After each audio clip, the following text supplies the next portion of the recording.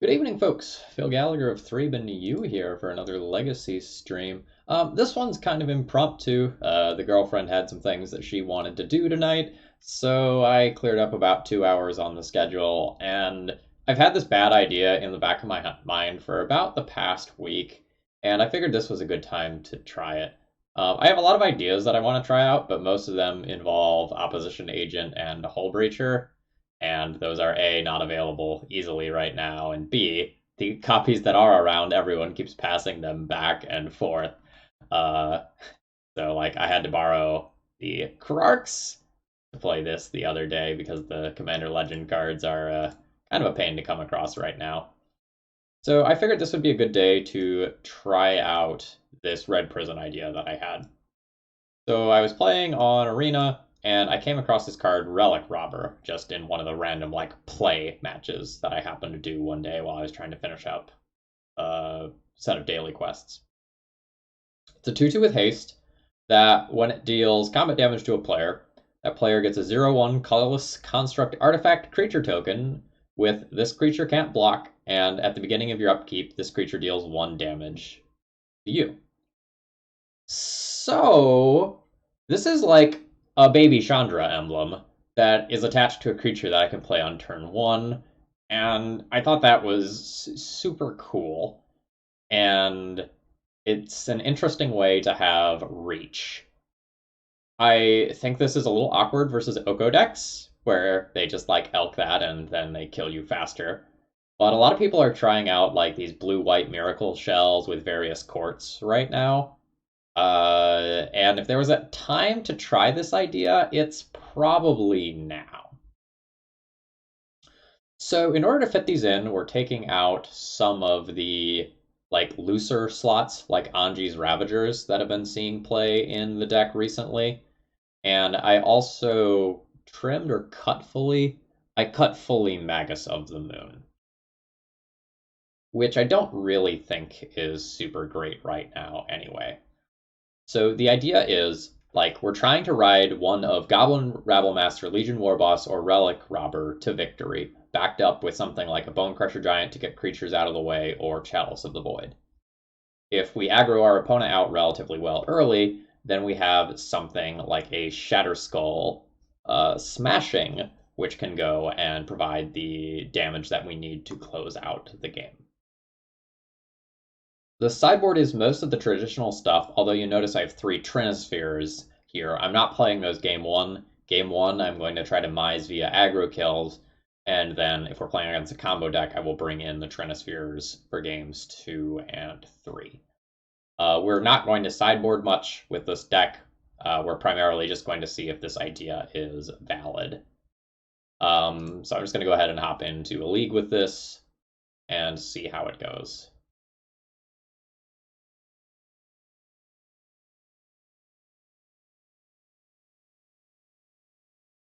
I think Legacy gameplay is okay right now, but I'm not overly excited about that. And I'm excited about some of the new cards, but not being able to easily play with them makes me pretty sad. I've got a sweet vintage deck brewed up that I'm hoping I can play sometime in the next week or so. But it involves both Hull Breachers and Opposition Agents, so that one's going to be pricey. Sideboard's not finished yet. You can ignore that.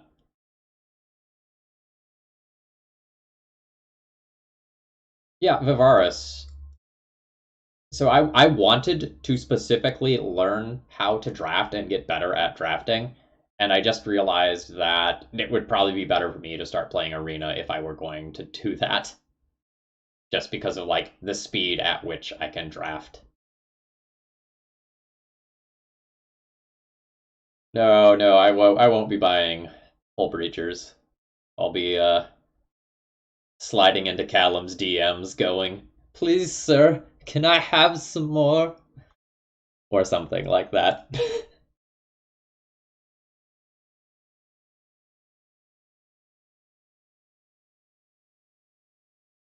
Yeah, and I feel so bad for anyone who actually wants to play Commander's Legends, like play the games, Because everyone is just drafting and dropping.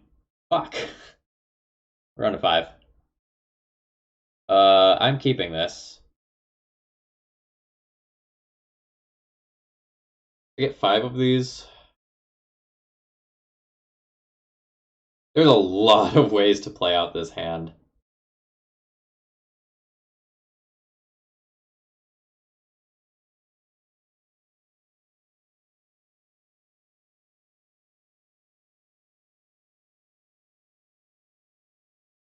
Playing turn 1 Chandra Torch of Defiance, turn 2 Karn is probably the best if nothing goes wrong. If this gets Force-a-Willed, I am super Omega boned, though.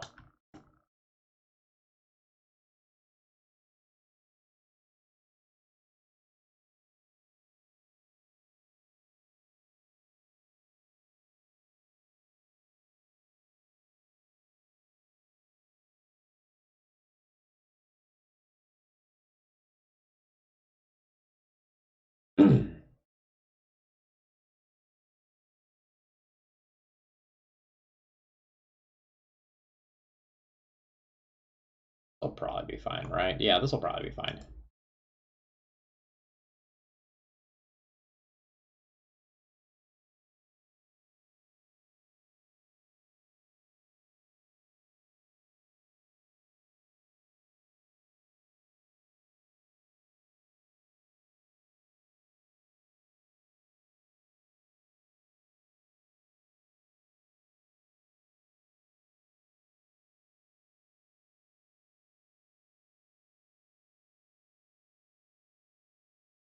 So Pug, if I go for the turn 1 coding, or sorry, turn 2 coding play, my opponent can sit there with a fetch land in play, and then things are kind of awkward.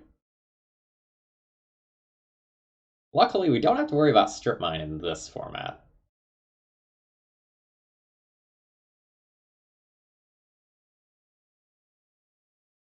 I do have the vintage craving though.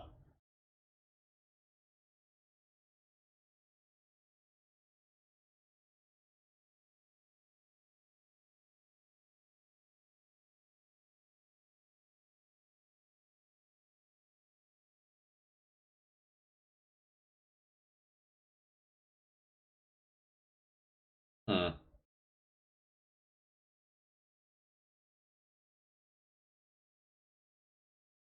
Okay, so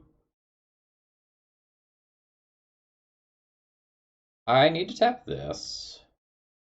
I need to specifically turn the forest.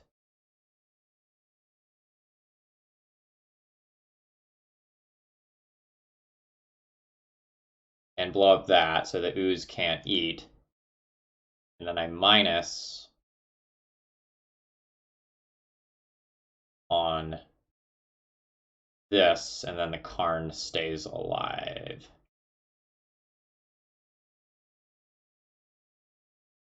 This goes wrong if they have another green source, then they can kill the Karn, but then I like Chandra plus get new Karn. Temple Garden?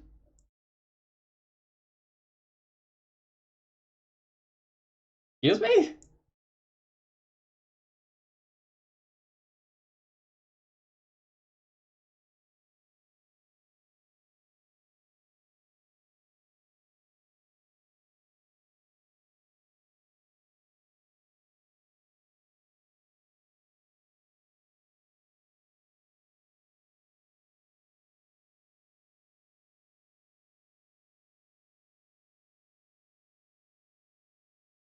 Temple Garden for Field of the Dead reasons. Okay, that's legitimate.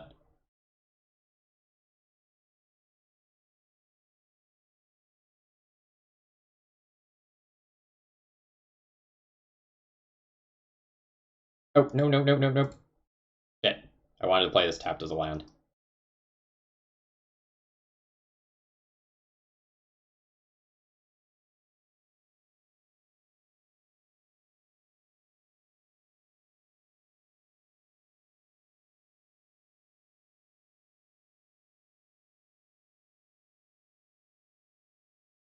Just to confirm, I have bridge. Do have bridge. So this costs me 3 life, unfortunately. Because I was an idiot.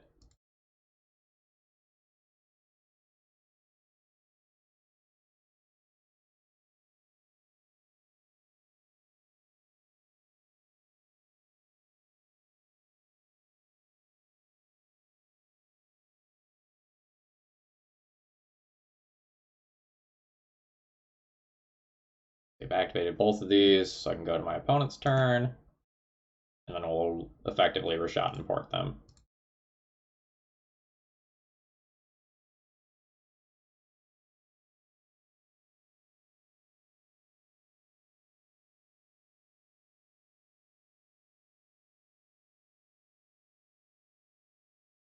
That's cool.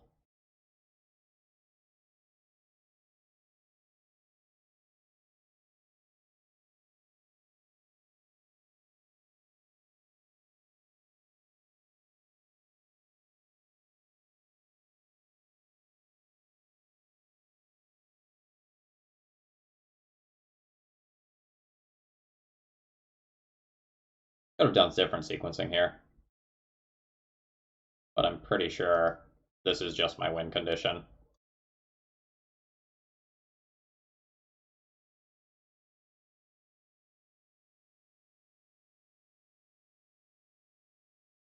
New Karn. Don't really want that.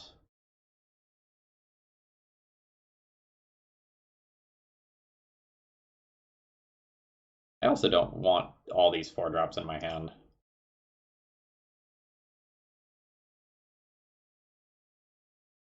Rabble Master or War Boss.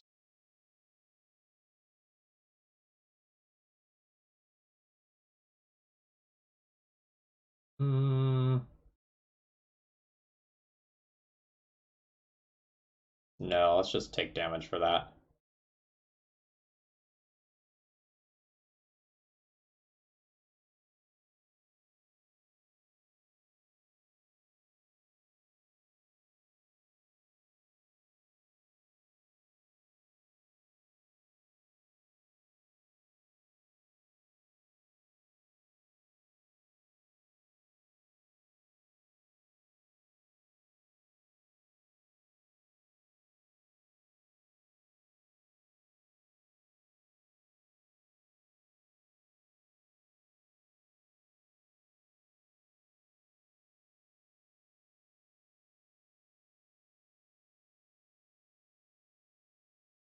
So now do I just want to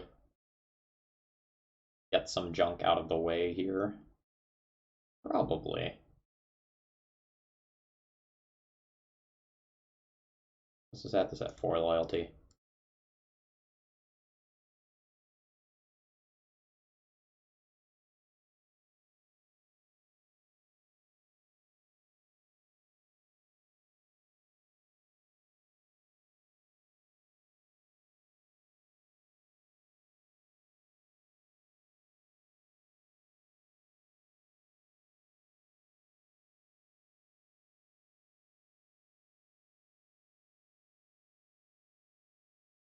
I think legacy gameplay is okay, but I think vintage gameplay is better.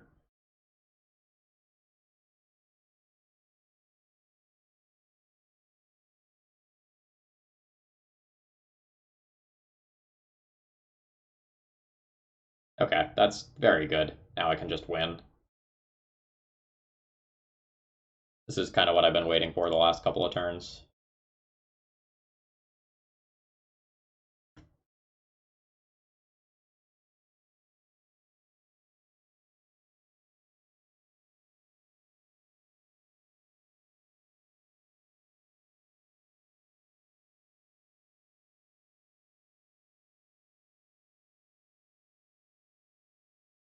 Yep. And there we go.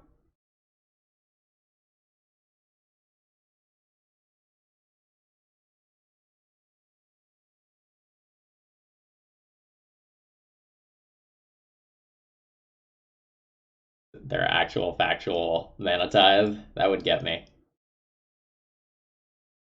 I think I'm more likely to run into some Primeval Titan-esque shenanigans. I've seen the screenshots he's been posting here and there, but I haven't actually like sat down and played against that deck before. So I'm not 100% sure what all is going on. But I don't think I'm sideboarding.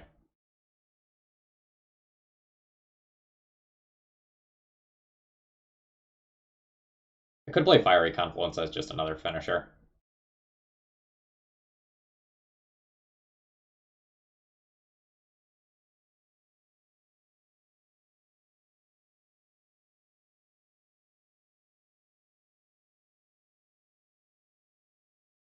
Eh, no sideboard. Let's go.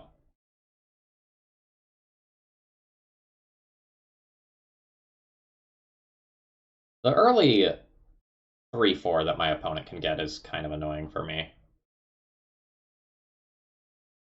Is this good enough? It has no turn 1 play. It has a turn 2 Rabble Master. This would be good enough for a 6-card hand. I don't think it's good enough for a 7-card hand. It has no red mana. 5. Yes.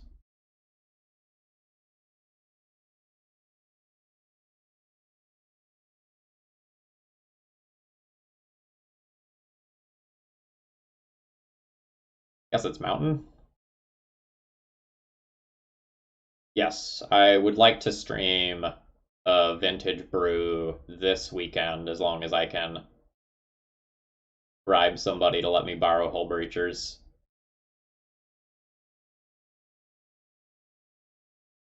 I want to play a 5-color humans deck. By 5-color, I think it's going to be 3-color. By humans, I mean 8 pairs.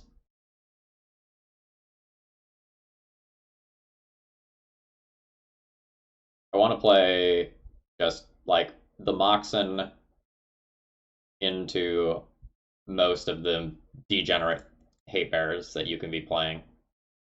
So the main deck will look something like this. I haven't done 100% tuning yet, but this is the sort of thing that I want to try out in Vintage. I think it'll be pretty darn good while everyone is messing around with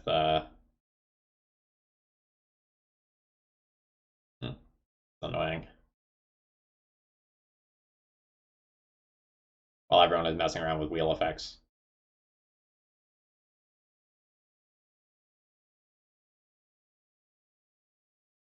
Waste me into oof is pretty bad for me here.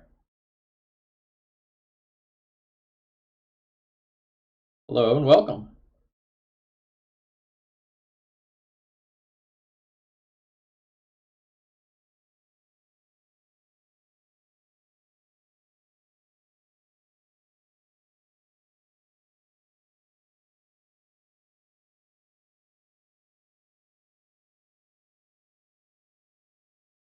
Bridge? Is that what I'm doing with this game? Karn minus get bridge, Karn dies, try to stick this with something under it.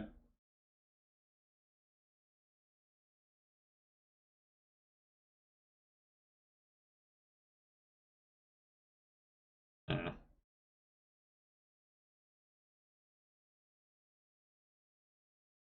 The collector oof is just a little brutal here.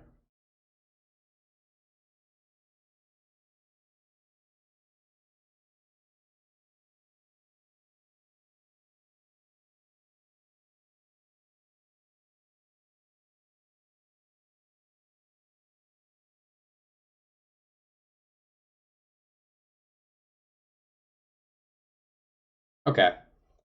I don't see myself casting this in the next couple of turns and also winning the game. So I think what I'm going to do is put this under here, get it out of the way, and then hopefully take out this collector oof a little bit later. I'll reduce cards in hand for the ensnaring bridge preemptively. before some random volley or something mucks it up.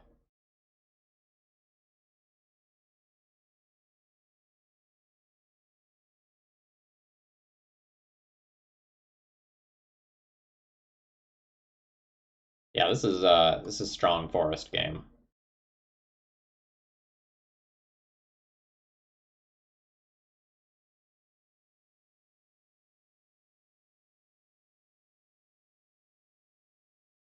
This is almost right.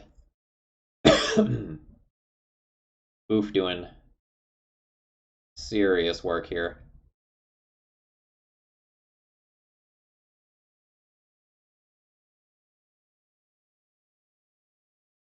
All right, so let's go ahead and chalice on one.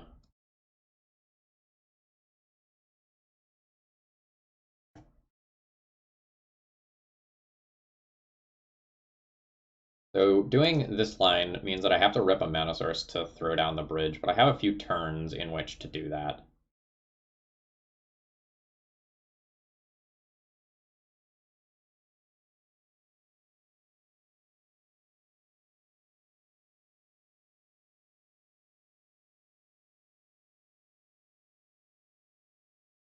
Yeah, Nathan, couldn't really shake the idea of trying out the Relic Robber. I just had to know.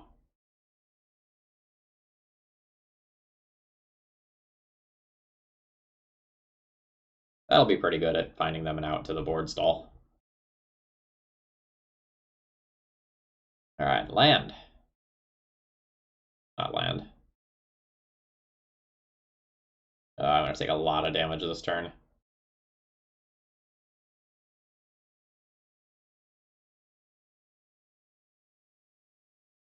Like 6 is the minimum.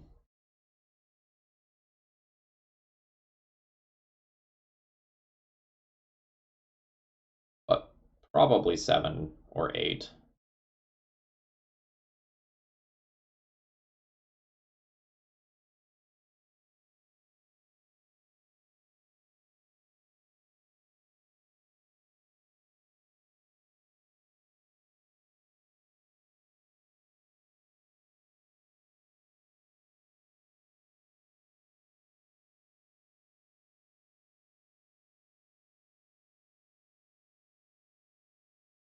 My best draw would probably be City of Traders.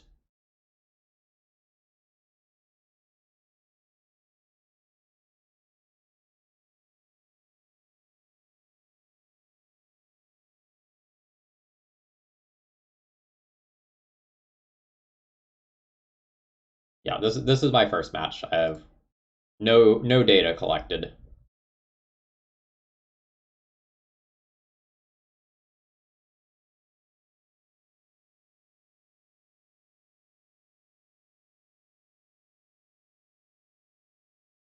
I need to play that or I die.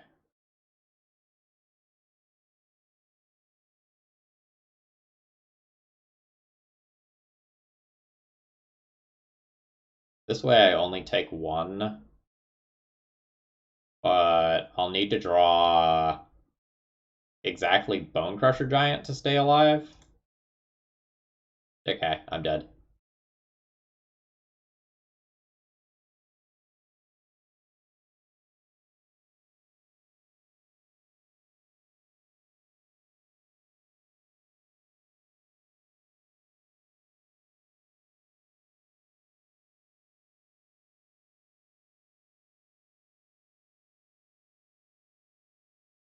These chalices are still probably good on the play.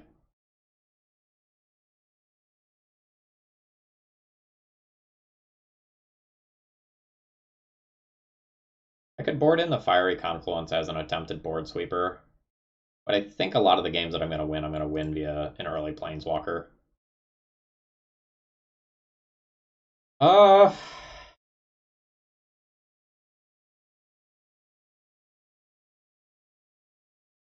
this and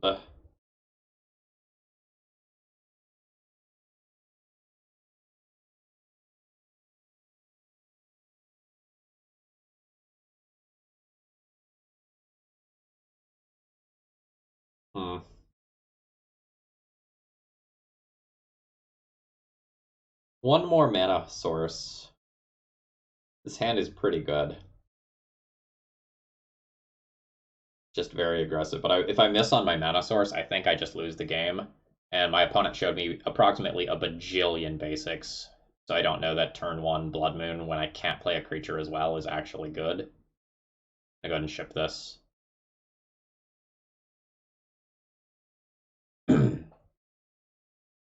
uh, throw back one of the goblins. Go all in on turn 1 Karn. It appears that's what's happening.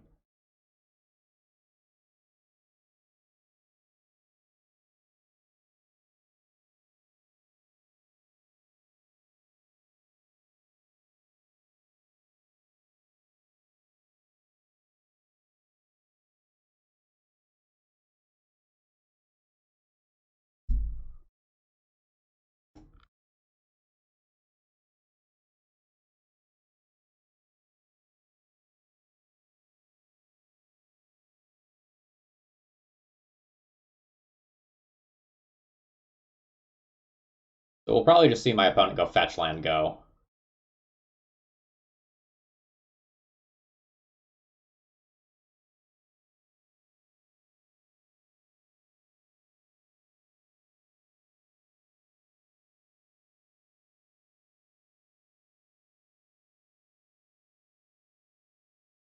Okay.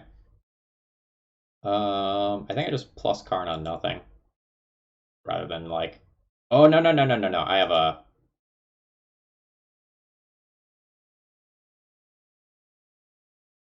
a great furnace that I don't usually play.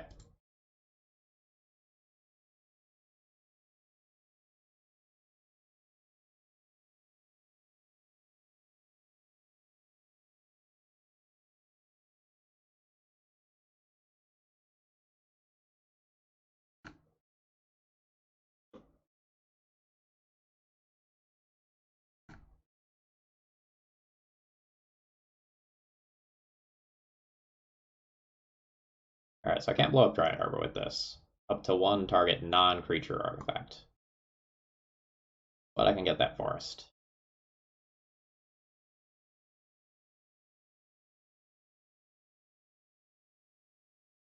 Collector Oof off a land, if they just naturally have Collector Oof, is brutal.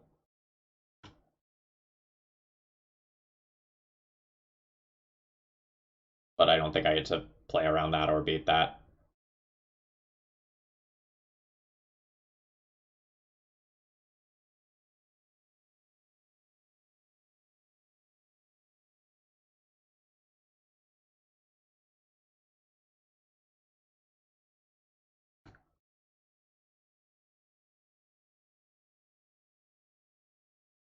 Okay, so now I just plus on my liquid metal coating and just turn it into a dude.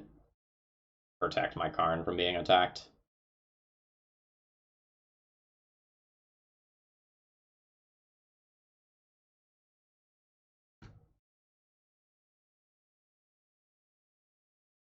Or I can just let the Karn get attacked and, like, port this. Is that better?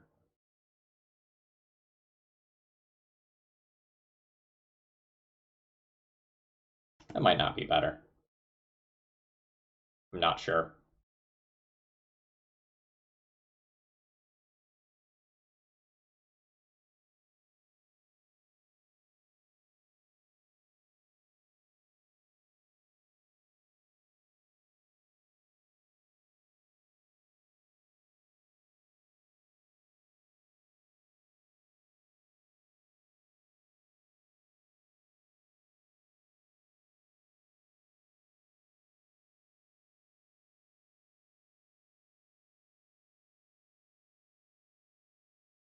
Evening.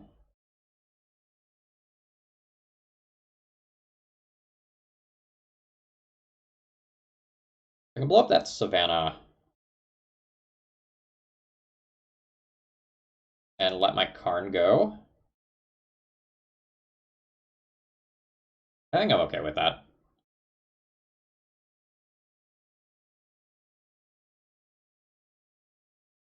I can try to keep the Karn in play.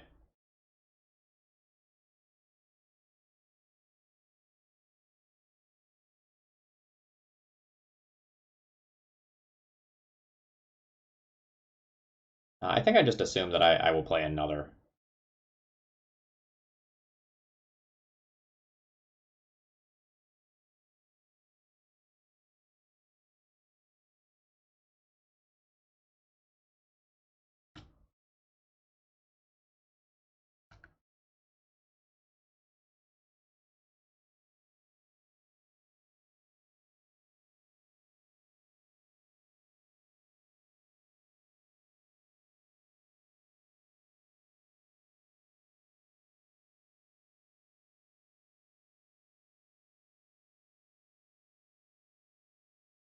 Yeah, I don't think you are supposed to play around a one of. Like, a Green Sun deck is only going to play one Collector Roof. And if they naturally have it, they naturally have it.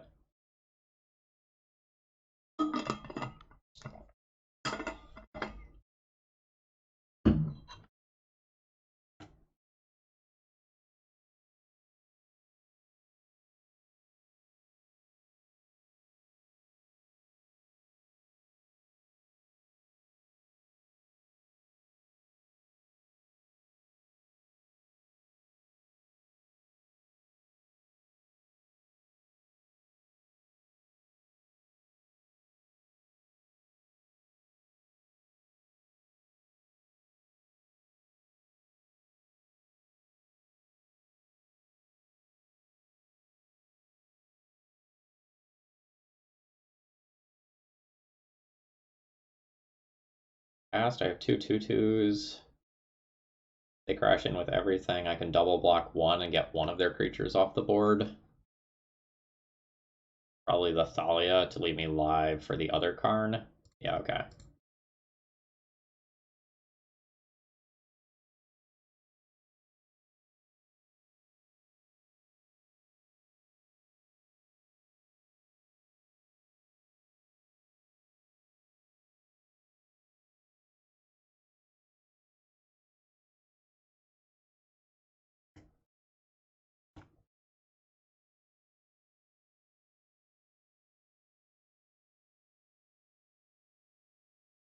I probably need to kill the Thalia. That leaves me with more top decks.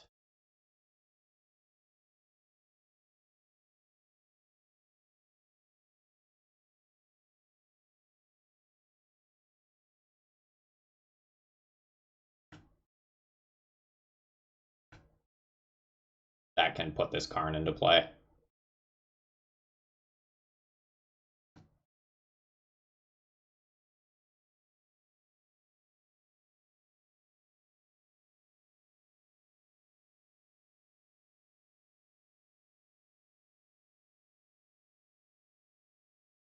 Nope.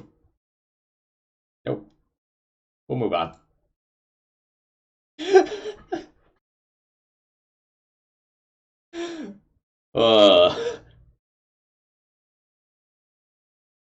That was good.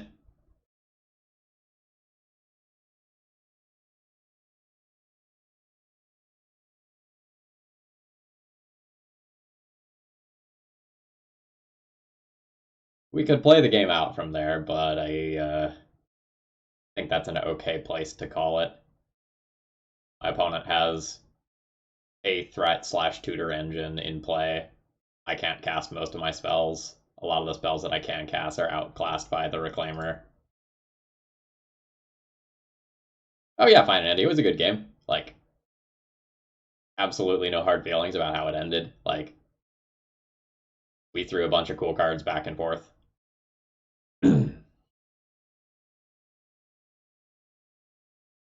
um, this one's borderline. I could just keep this.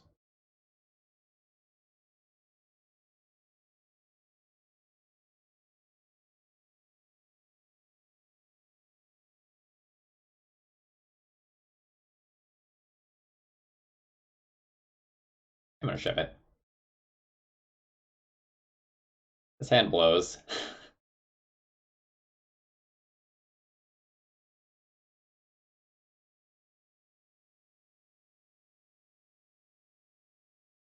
Why is tonight just all in night? Okay.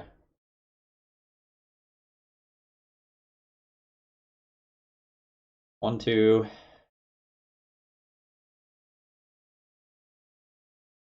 I can keep these 5, put this under Chromox, and then do turn 2 Chandra. That's probably fine. But I'm going to soft to 1 counterspell.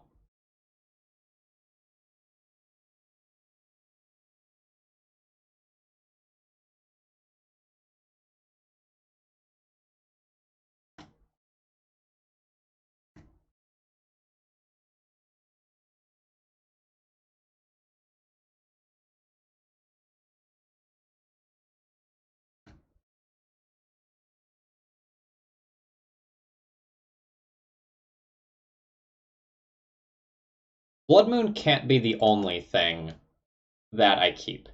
So in the last match, the Blood Moon hand that I had was essentially Blood Moon, and it then shuts off all of the cards in my hand and makes my like soul land worse. I can't really keep based on that. That's just not viable.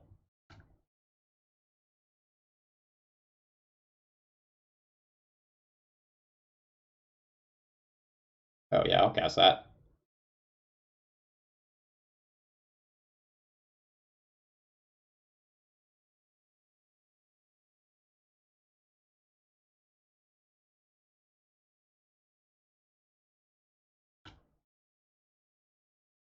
They have to attack it. Now I'm going to go ahead and do a play that looks a little funky.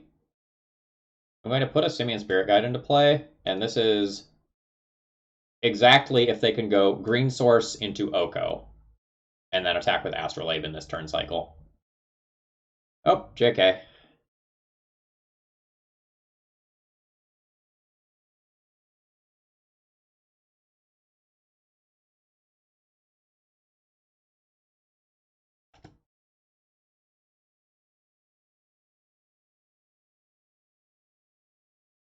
And they're done with me.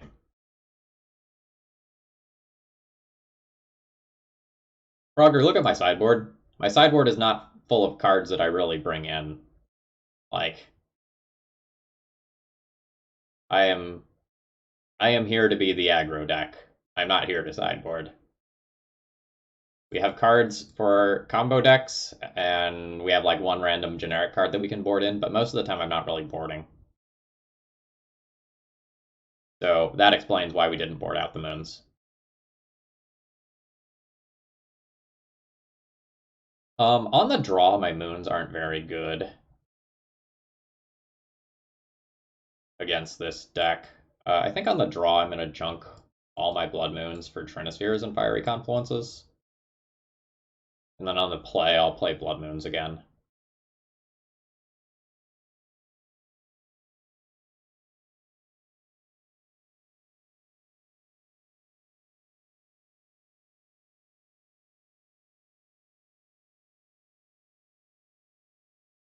The design of this deck is very targeted.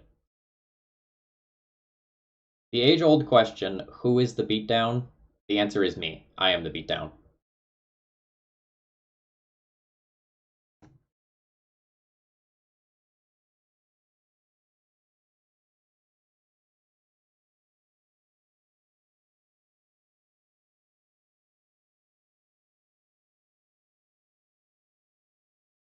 That's super interesting, by the way. Whoa! uh...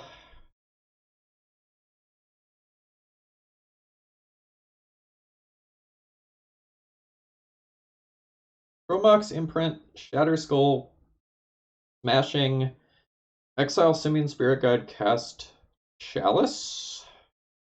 Chalice gets countered, cast second Chalice off City of Traders.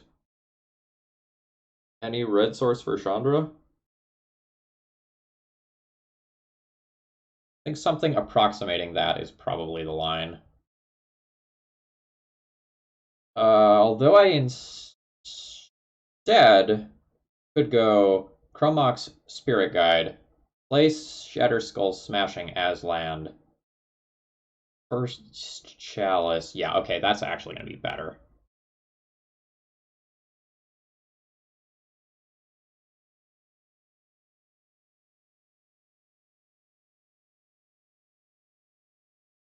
I think.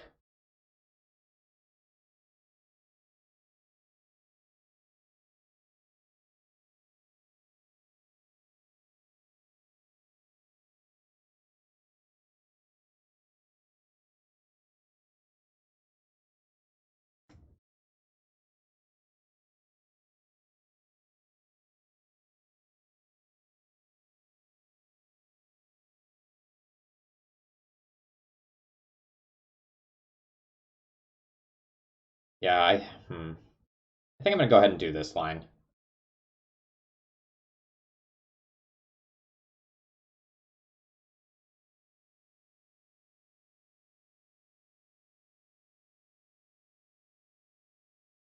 I don't think I need to go 100% just balls to the walls, super turbo here.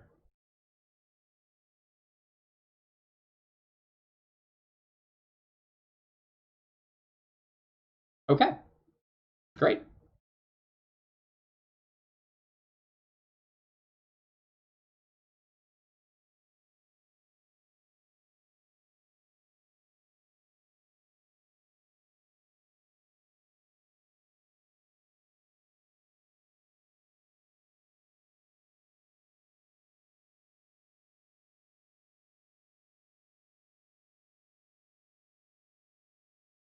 There are greedier lines that I can take here, but I think I'm just going to take this one. Because, oh, I was just expecting actual factual counterspell there.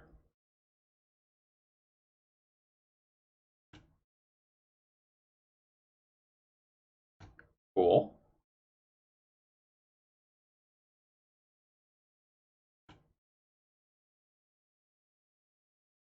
Just a mentor. Okay.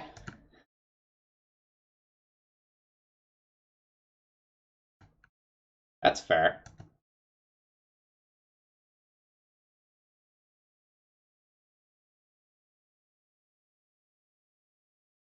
Well, this is not ideal.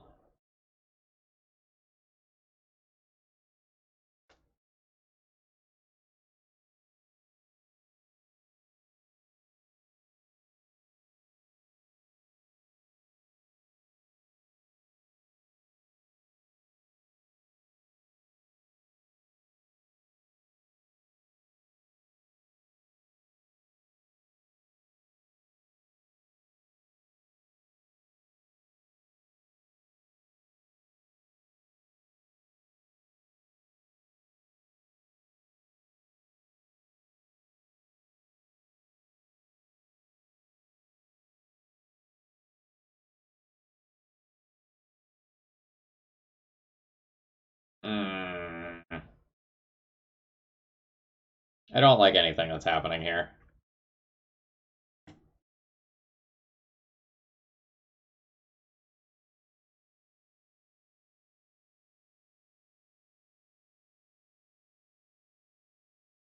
Oh, fuck, my own chalice.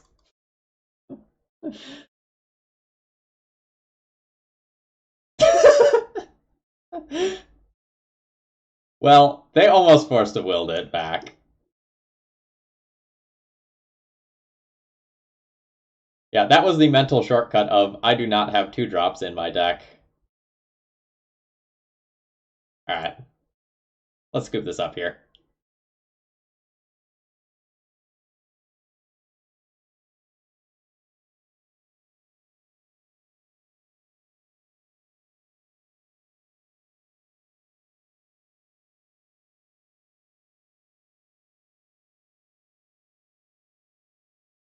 So on the play, I should be considering Blood Moon.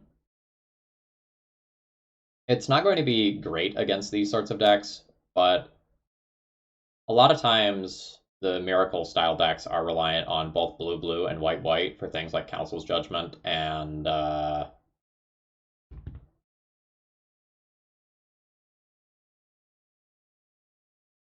Counterspell, Supreme Verdict, Teferi is mixed mana symbols. So if you cut them off of one, it's actually quite good. That said, I do have to probably pick between Blood Moon and Trinisphere. I probably can't do both.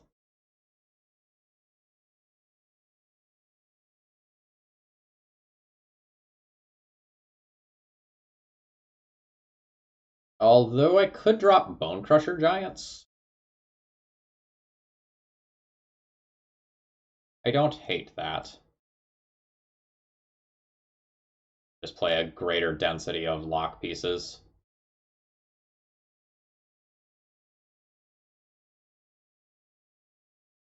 I think I'm good with that.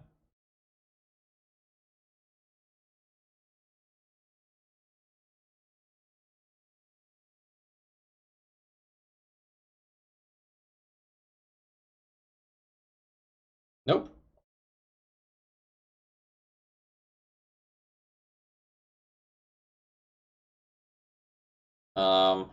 I probably have to keep this one.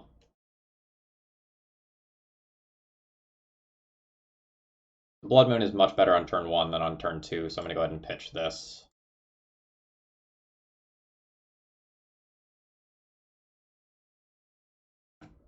Plan is Trinisphere into Walker into Walker. I assume the Trinisphere gets countered. And then hopefully one of our Walkers resolves after that.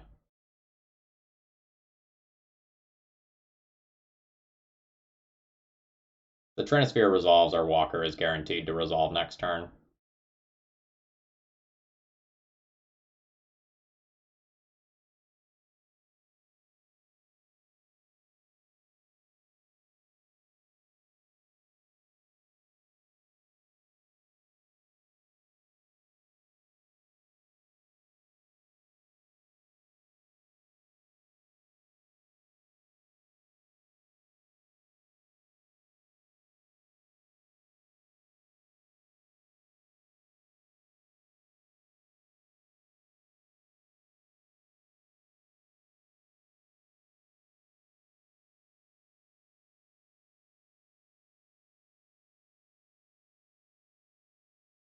So I play this one this turn, so I can potentially go like Karn plus Soul Land, plus do something with it next turn.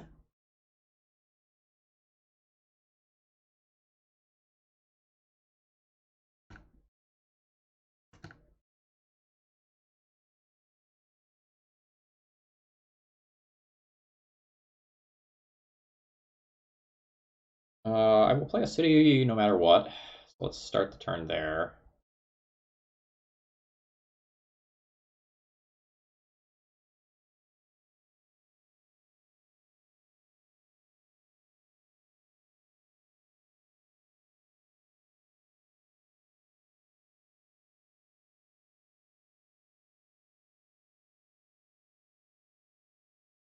Okay, that just resolved.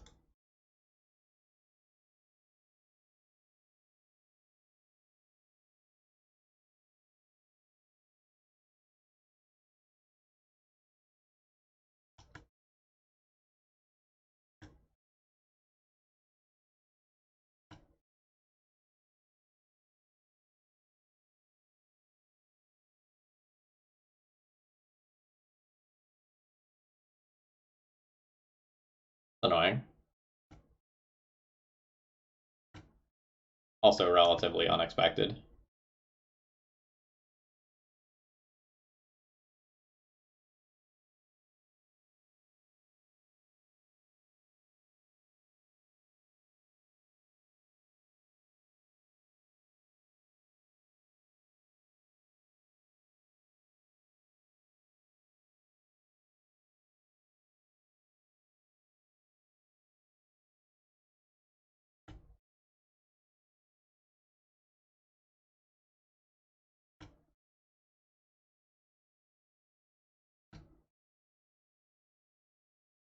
Alright, we'll see if they have a Council Judgment this turn. If they don't have a Council Judgment, I get a Planeswalker Emblem, which should be unbeatable.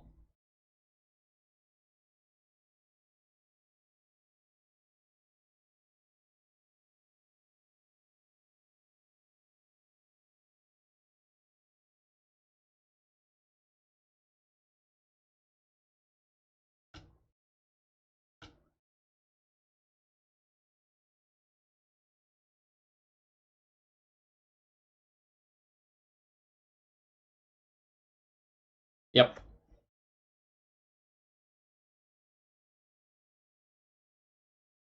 Unfortunately, our Relic Robber didn't get to connect. But that's okay. Really, so far, what I've learned is that I don't like this Shatter Skull smashing. It has just been a mountain that has dealt 3 damage to me a whole bunch of times.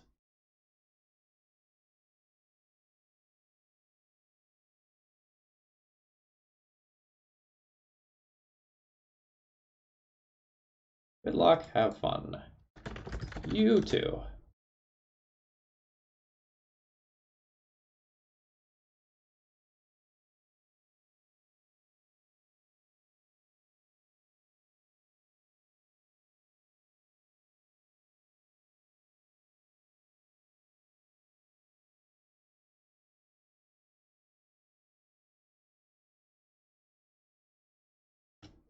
I have no idea what to put under Chrome Mox here. Like, all of these cards are very good. I think I'm going to go with Bone Crusher Giant.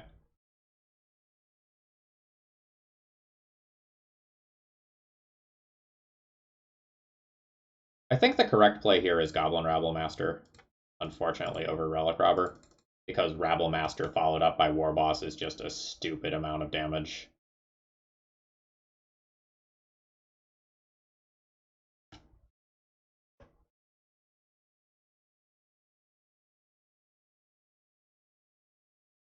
But I do think against Island in a vacuum, Relic Robber is a very good starting play.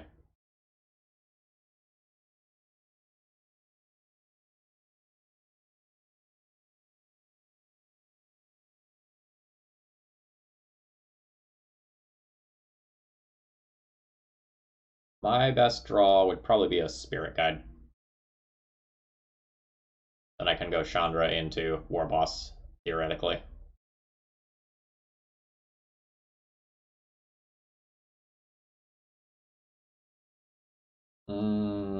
Let's not play around days so I can play this tapped.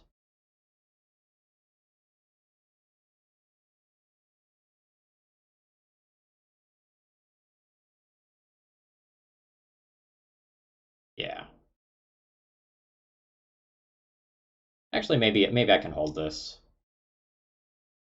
The 3 damage is probably less relevant versus this deck.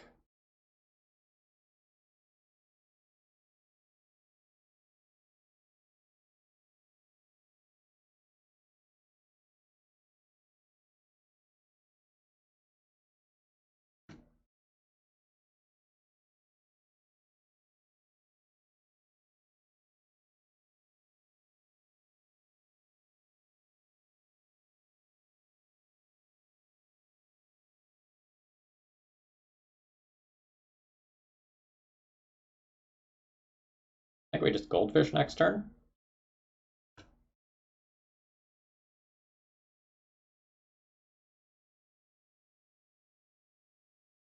No Miracle Terminus.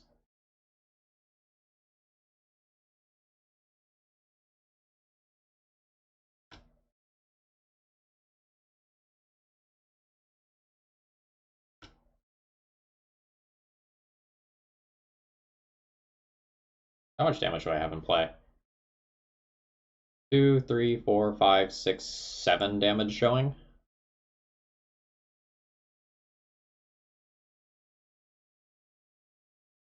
Herb 2, 3, 4, 5, create 1, 6, Mentor 7 showing. 8, 9, 10 with Relic Robber.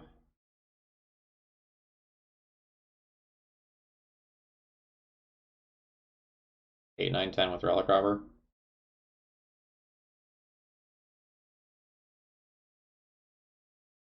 Great.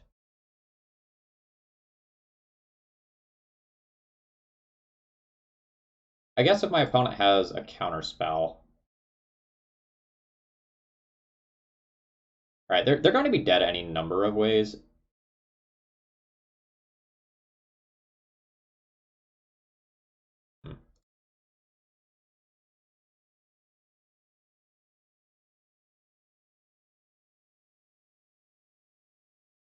I have a redundant one of these, so if they're going to use a counterspell, I would like it to be on this.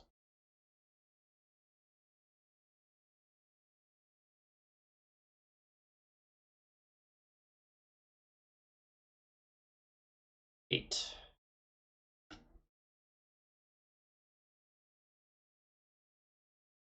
Let's play this. I would not like to pay 3 life. So I have 2, 3, 4, 5, 6, 7 this turn. Okay, so I don't have lethal.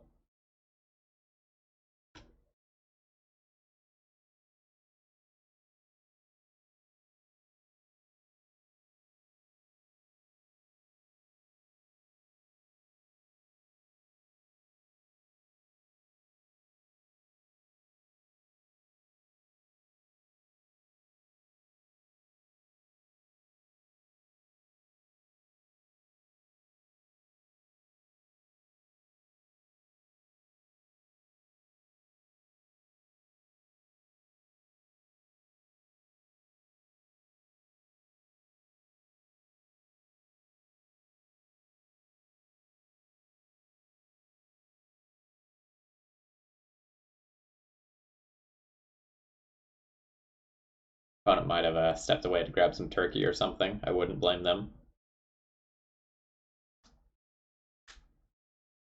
Quite full of food myself.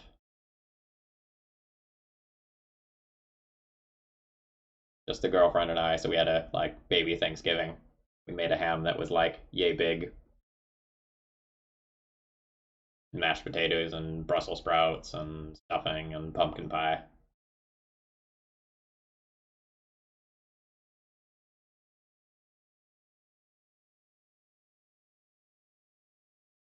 My opponent disconnected, unfortunately. They'll be back in a minute. Yeah, Hell Clan. I do maybe like 70% of the cooking in our household. I would estimate I do 60 to 70%.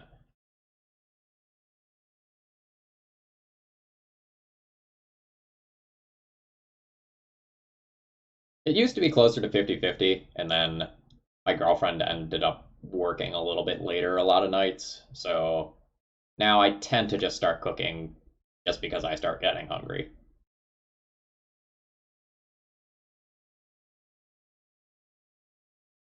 I did the ham and Brussels sprouts today. She did the stuffing, and we both worked on the potatoes.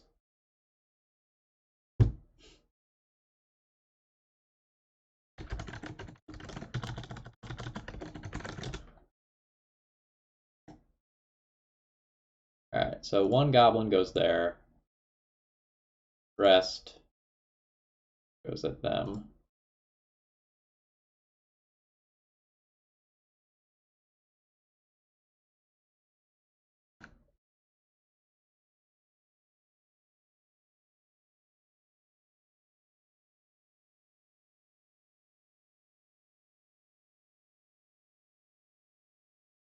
Yeah, it was not a fancy meal by any stretch of the imagination, but it was good.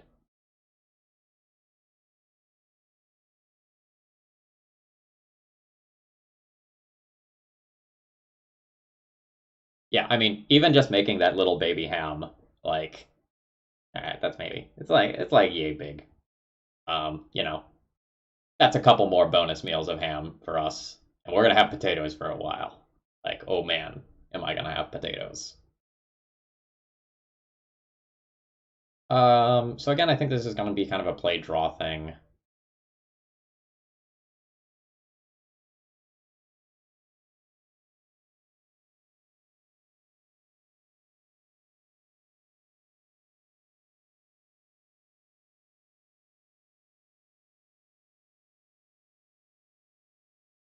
Thank you, Fine and Andy.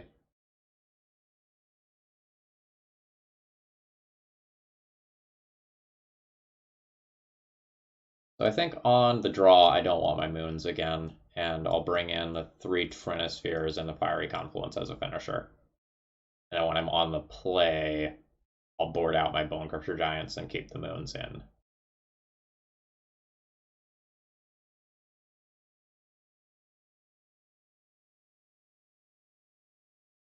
The Date Mage, thank you very much for following, as well as Moldrotha7912 and Vinethanol, or sorry, Vinethanol. Vinethanol. Thank you very much all for following.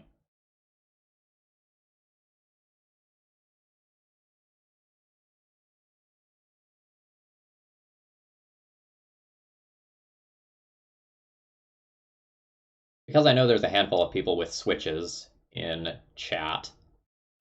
There's some really good eShop sales going on now, just FYI. I'm going to keep this hand. This hand does a lot of damage to me, and I'm going to need a permanent red source. Um, but this has a lot of potential. Uh, of note, though, the eShop is crashing a lot today. But most of the deals go on for a little while.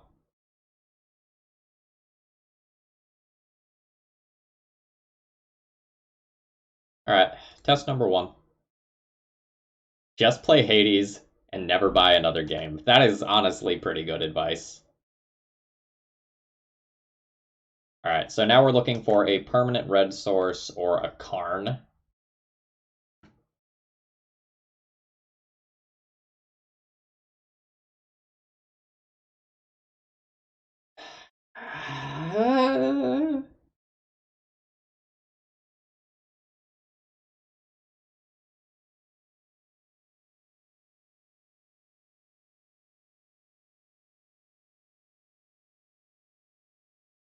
Hades is one of the best games that I've ever played. Just full stop.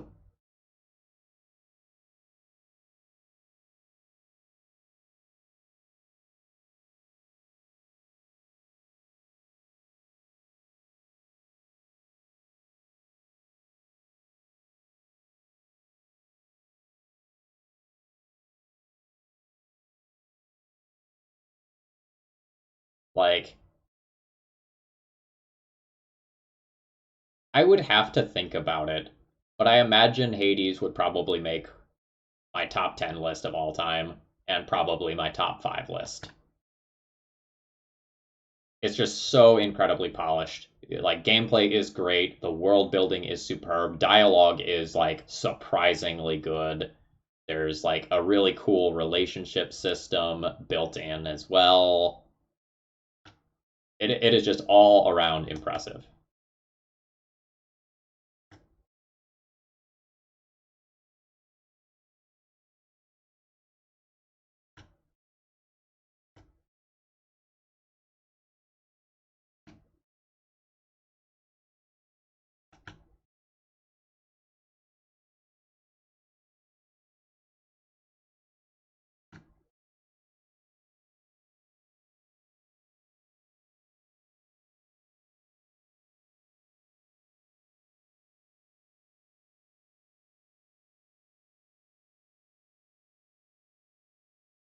One of the Final Fantasy games might sneak in there.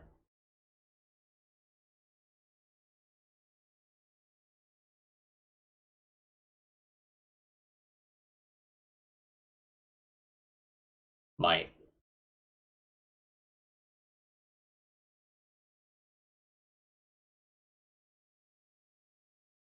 1, 2, 3, 4, 5, 6, 7.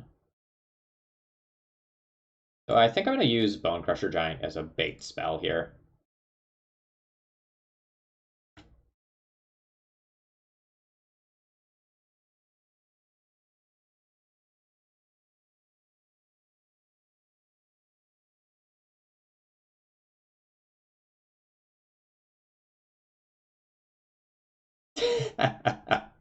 That moment when you realize Magic players play the other like addicting games that you play. Those are always good moments.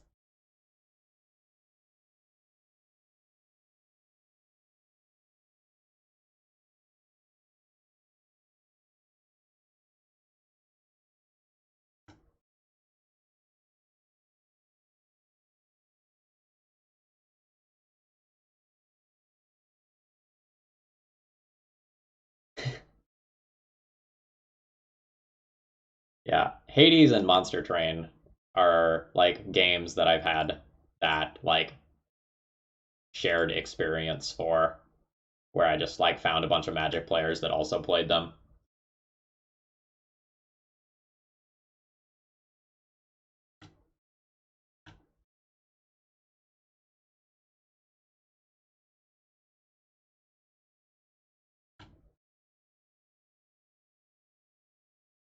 Oof. Ooh, a standstill. Alright, I kind of shot my load this turn, so now I'm reliant on the top of the deck. If my opponent can play something like a Mentor or a Jace or a Court or something here, I am in a lot of trouble. Yeah, that's the worst one for me.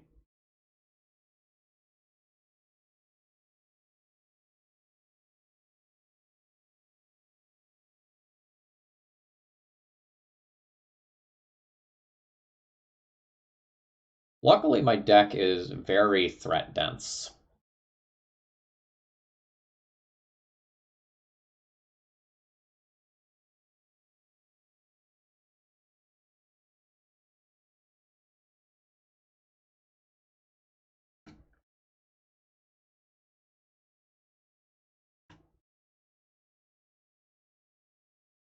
Shit. That's probably a land. Yep. Probably supposed to play this for Shatter Skull smashing reasons over City.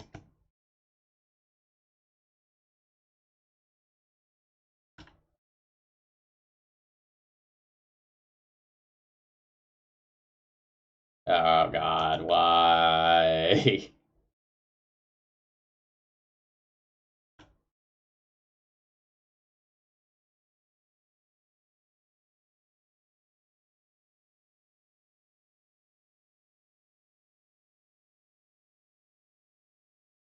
I'll convert this into a Chalice on 1. But this bad boy is getting real close to ultimate.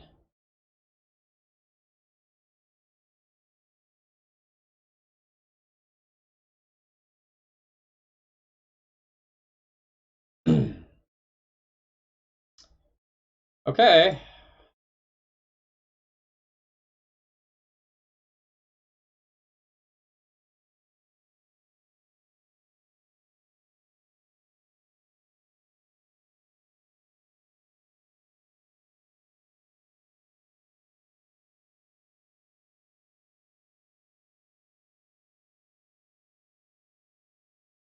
Alright, so now if my opponent tops again, I should just be deterministically dead.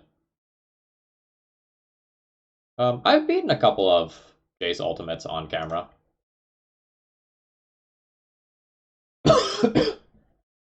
I can remember beating it maybe about 4 times. They were all weird scenarios.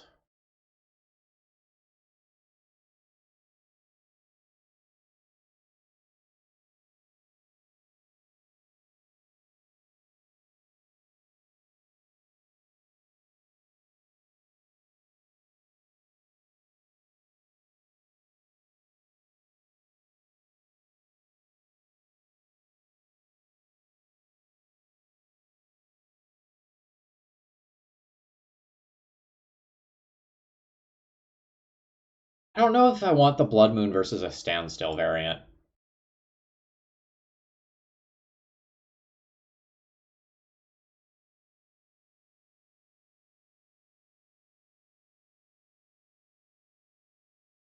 So standstill just gives them another like very good early play, and it lets them draw a bunch of cards naturally to like draw into more basic lands. So maybe this plan doesn't make as much sense as it does versus like a more traditional miracle style deck.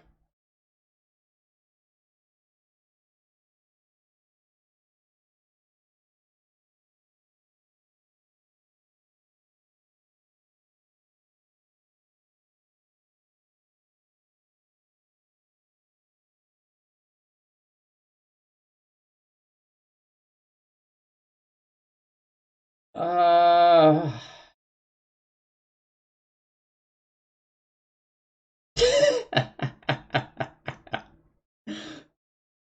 That's why I made you a mod, Min. That right there. Well done.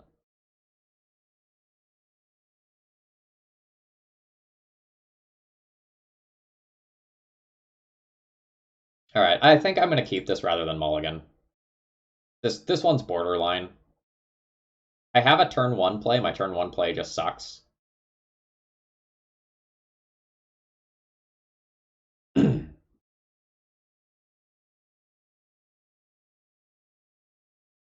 All right, so now we see an upside of Shatter Skull Smashing. It can go under the Chrome Mox. And I am just going to go ahead and take take my 2 damage now. My opponent is not going to play a 1-drop creature.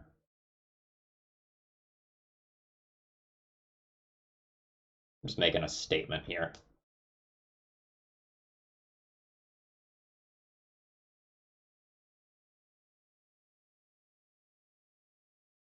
So if my opponent just like ponders, I'm going to play Relic Robber and hit them with it. If they left mana up and passed, I would have played Legion Warboss so that got Swords to Plowshare instead of Relic Robber.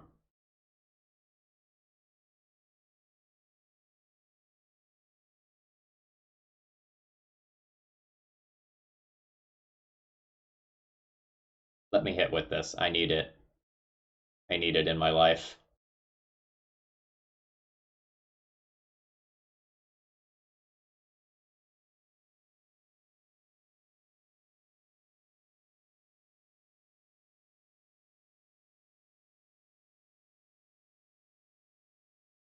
Please?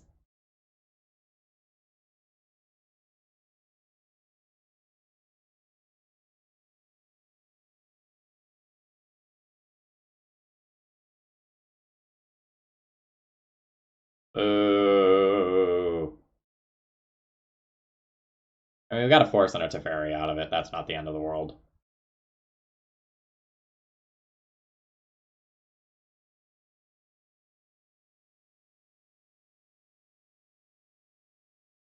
Arn?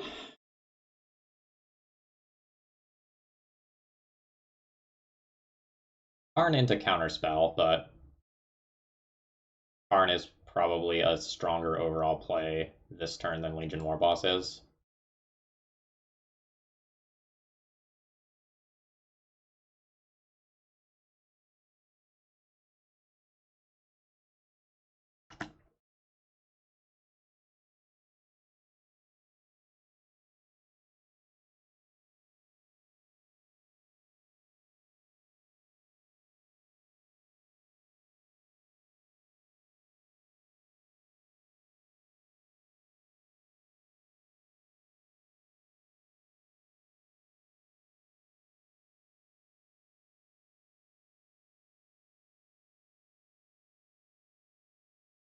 Alright, we got 2 good cards again. There goes a Shark Typhoon.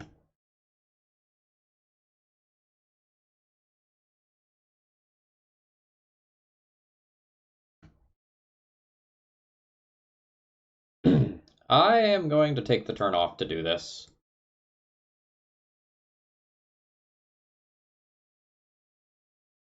This sucks. This super sucks if my opponent plays Jace. But otherwise is quite good.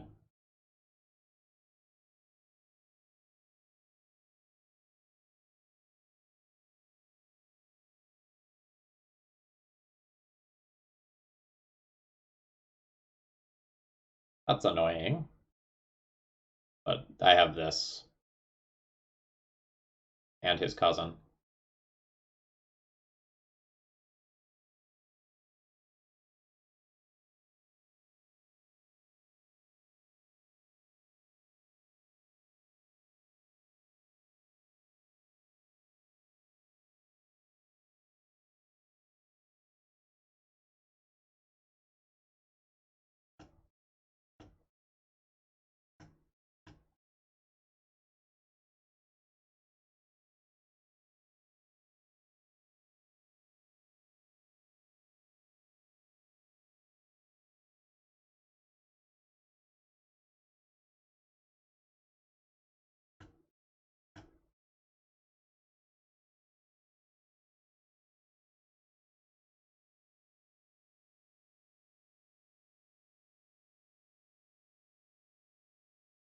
I want to try to put enough pressure on my board that my opponent is forced to wrath this away, and then this card is live again.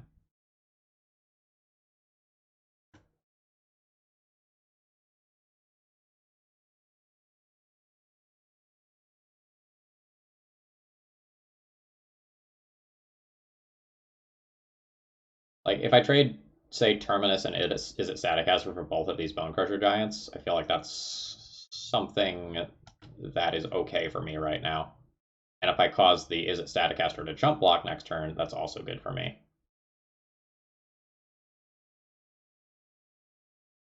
Okay, no Terminus. Well, No setup, Terminus.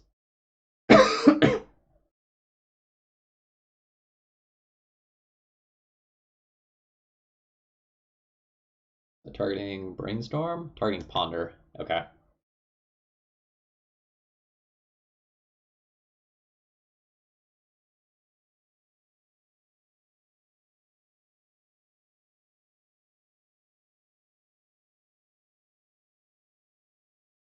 That was a shuffle.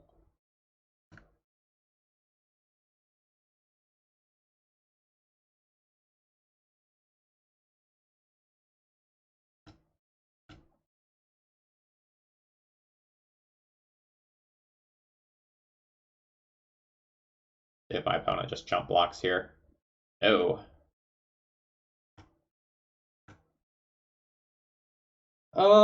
Okay.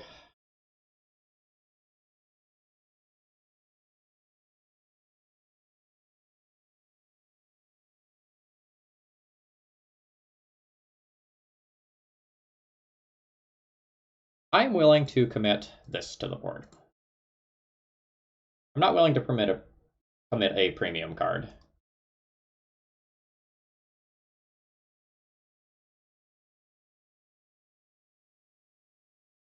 We got the GGs.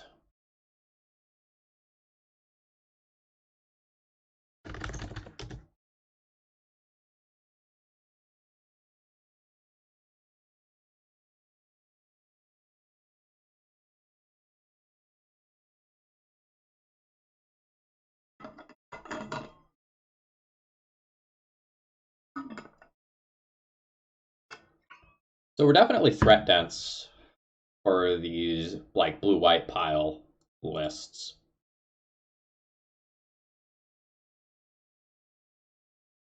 Not playing Magus and just like playing another thing that threatens a lot of damage over the course of a game is pretty strong. If these decks end up being blue, white, red, so that they can run Lightning Bolt to have a few more answers to the Hull Breachers that are running around, maybe there's just going to be too much one-drop removal for something like this to be viable. And the plan should be to go over the top with like Big Chandra out of the sideboard. But it's still too early to tell. Like I don't think we're gonna get a good look at what the legacy metagame is actually going to be like for about 2 weeks. The card availability issues are just huge right now.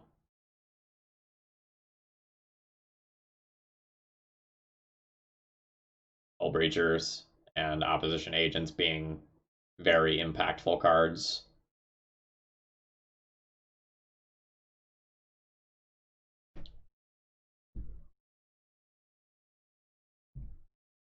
Although I think they're going to end up being better in Vintage than in Legacy.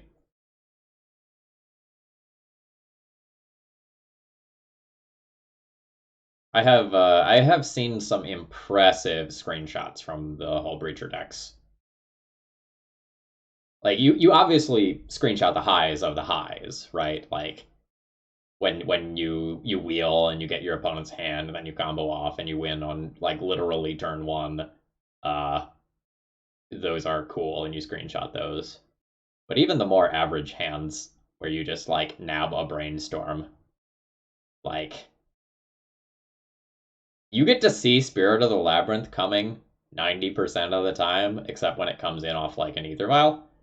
But with Flash, like your opponent might be playing a Blue Mirror, and you just like, all right, main phase Brainstorm, Hull Breacher. Oh no, and that's the game. I think we're going to see that a lot in Vintage. A lot, because the blue cards are even better there, and you get Ancestral. And the ability for literally any blue deck to have that as a game one option is really strong.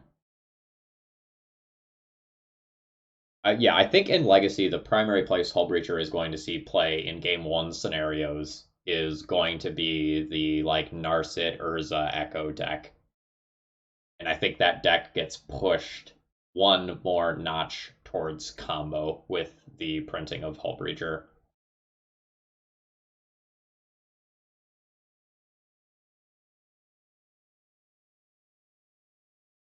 In Vintage, I think the current philosophy is shove it in every deck.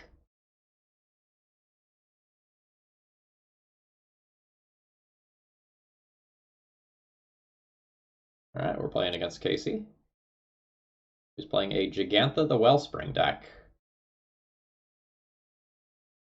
Uh, is this even? No, it's mana symbols, right? It's mana symbols.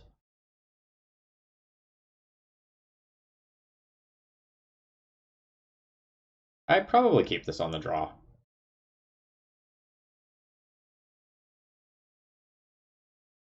Yeah, Lynn, I agree. I think blue decks will sideboard one of those in some scenarios.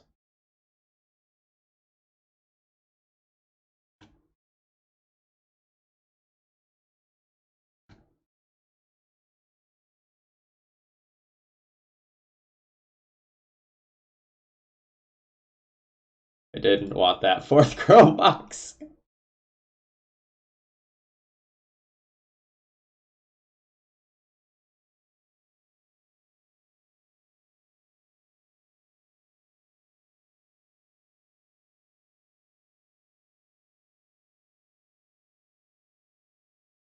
I would be down to play against Scute Swarm. I I enjoyed Scute Mob back in the day. And that's just Big Brother.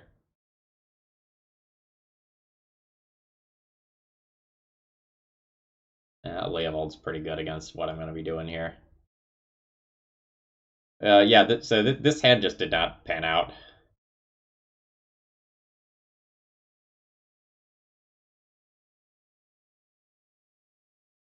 think I'm just going to pass the turn here.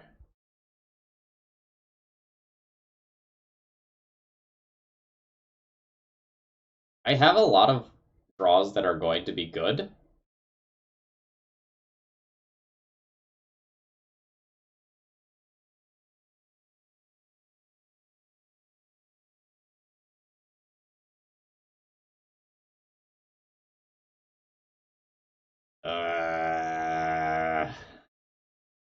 Great.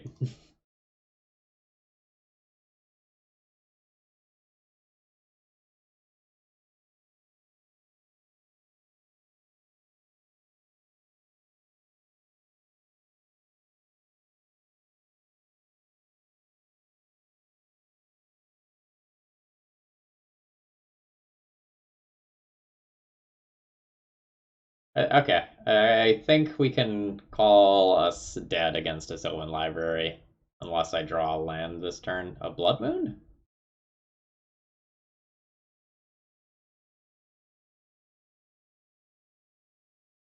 Maybe. All right.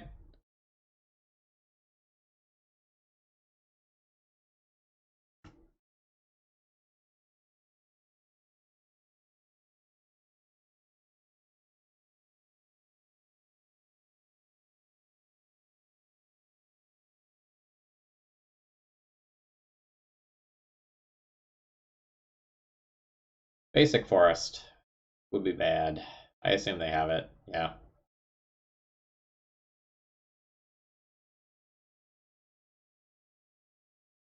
The dream for like Karn ensnaring Bridge is live now though, because I've shut off Abrupt Decay as an out in the short term.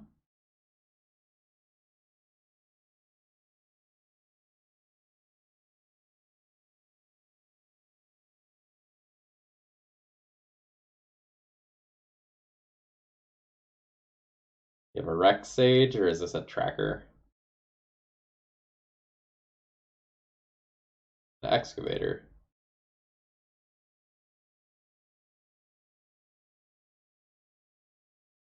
Oh, they just put their giant creature in hand.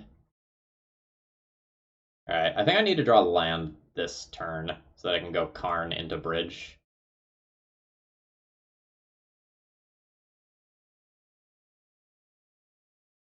Yuck.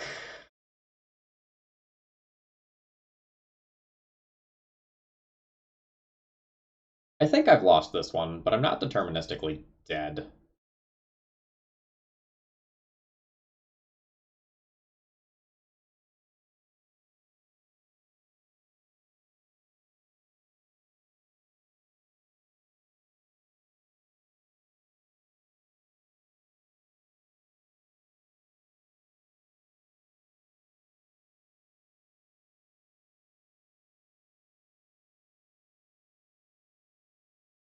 life's bad if they just play the big idiot. Because then they attack in for 5 this turn. Yeah, maybe I am exactly dead. I block this next turn, then take 6. Alright. Too many colorless artifacts.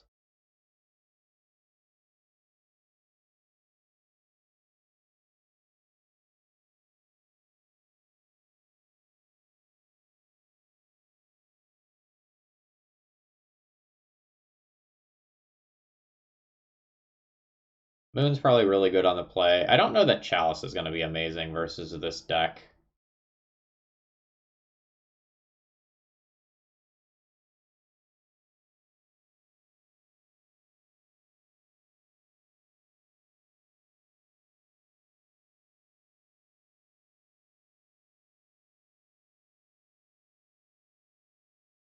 Yeah, let's maybe play 3 Trinispheres and a Fiery Confluence to finish.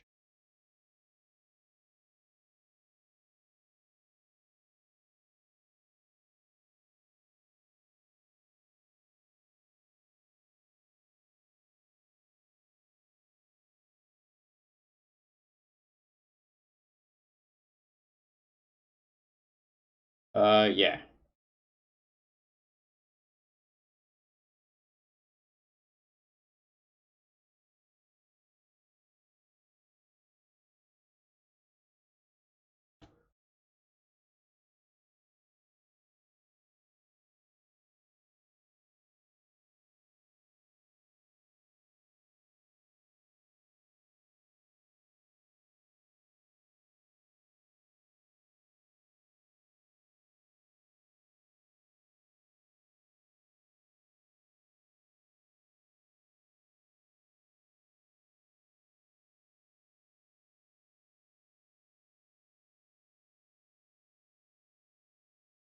It is probably just better to play this turn over Karn.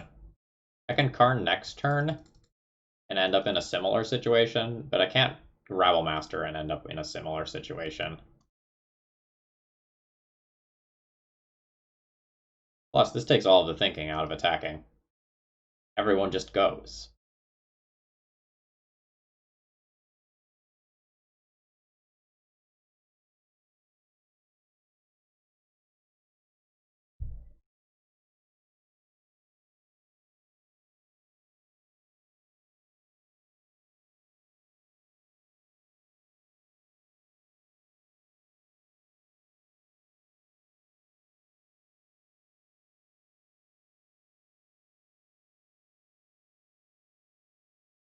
Wow, Raven's Crime. I dig it. There's nothing in my sideboard I want to do for 1 mana pre-combat, right? No. No, there is not.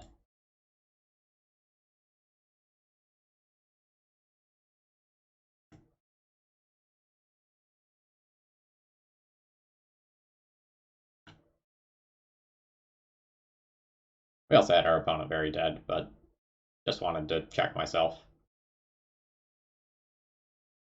Okay, on the draw, do I still want a board like this?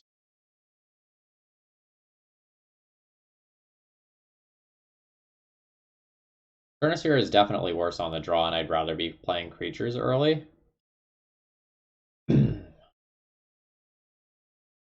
What if I go Furnace out? I can play a Ballista reasonably. I can play Great Furnace reasonably. And that's probably it. I'll play 1 Trinisphere. Miser's Trinisphere.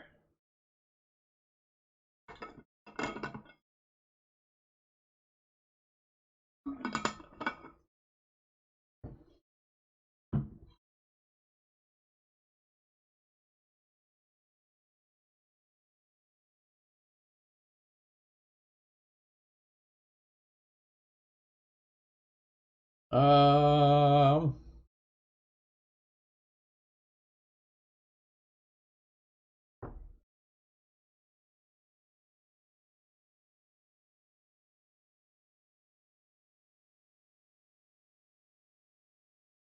Hand's fine. It's not exciting. I'm gonna mulligan.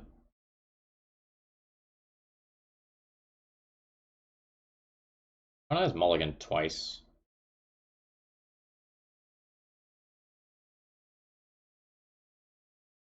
I think I keep this one.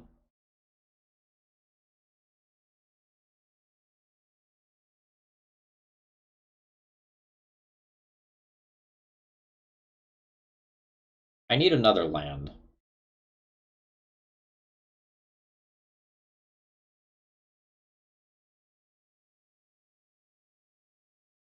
But I don't think I want to go to 5.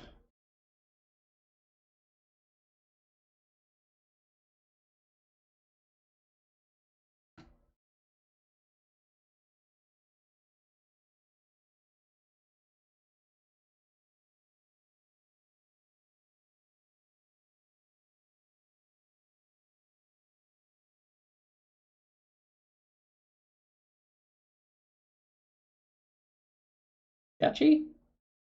Definitely sketchy. I'm also definitely doing it.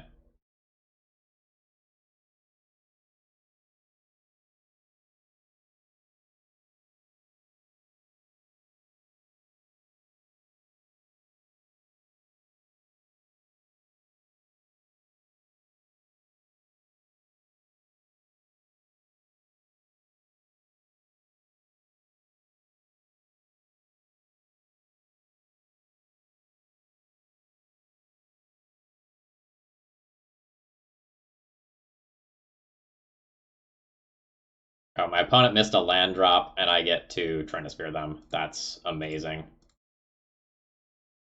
Stygian Winter, thank you very much for throwing your Prime money this way this month. I really appreciate it. I hope you are enjoying the testing. We're about to see Relic Robber do Relic Robber things. I'm excited about that.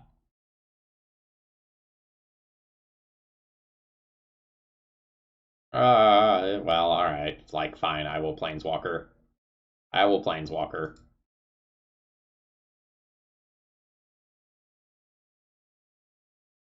This one? No, I'll play Karn. I'll play Karn minus, get the Liquid Metal coating.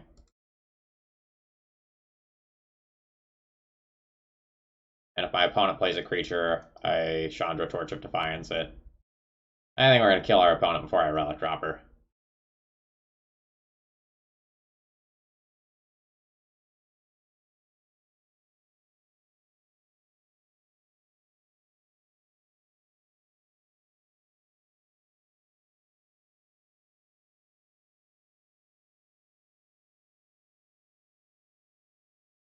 Yeah, the Krark Mill video was really fun. Even though, like, the Krark didn't,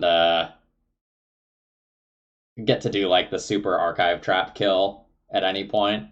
Um, the League was really fun. Good games, Casey. Bad beats on the Mold 5.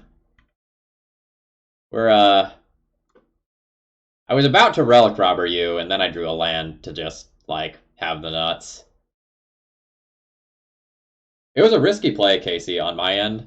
So I had 2 lands and 1 Spirit Guide, and then a couple of 3-drops. So if I didn't draw lands in the future, I might have, like, stuck myself. But I figured when you were on the Mold 5, blowing up one of your lands was absolutely worth 2 of my cards and maybe a few turns.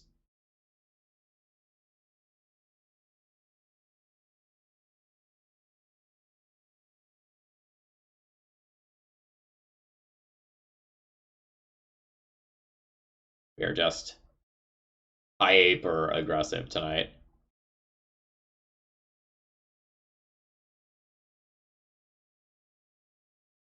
Yulia Rex Sage and some crop rotations. Ooh. Wow, yeah, then that is absolutely brutal.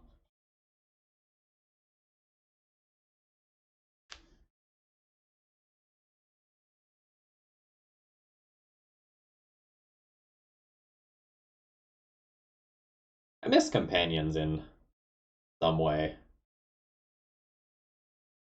I like some of the deck building designs that happen, but the companion rule went from like too good to unplayable very instantly. I'm still seeing some companions in historic, which is cool. And their power level is like not an issue at all. Oh, did Moto? Oh, no, Moto didn't die. It just froze up for a second.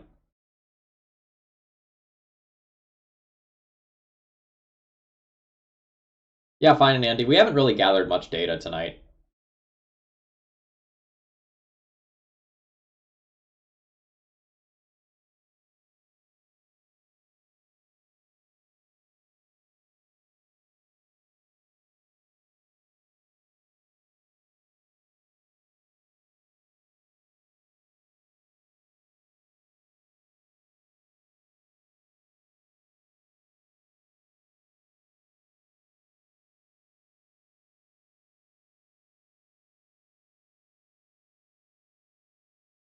I'm gonna ship this one.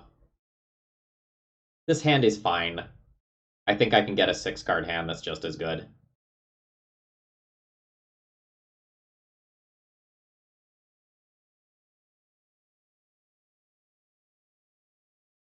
Yeah, this hand is way better. This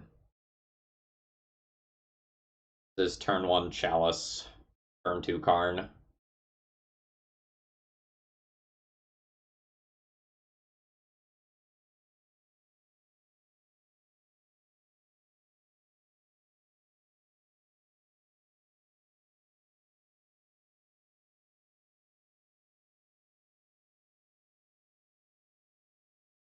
Yeah, I loved the Lurrus gameplay.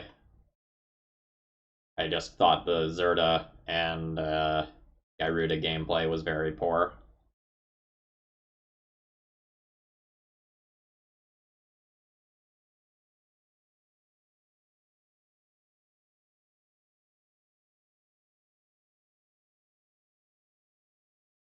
Alice instead?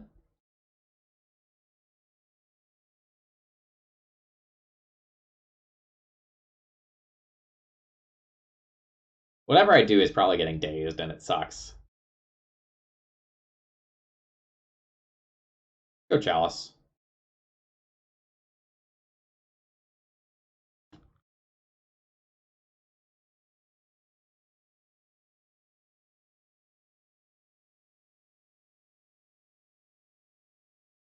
Oh.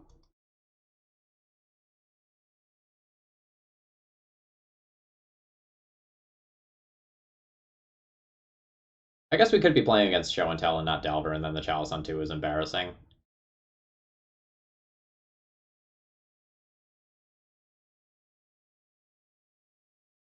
We're 3-1 currently. I'd call that well.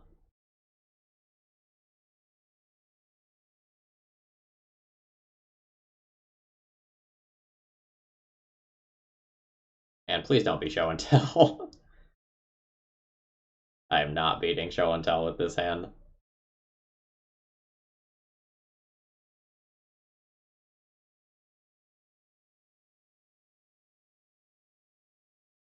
DES. EVD. Thank you very much for following.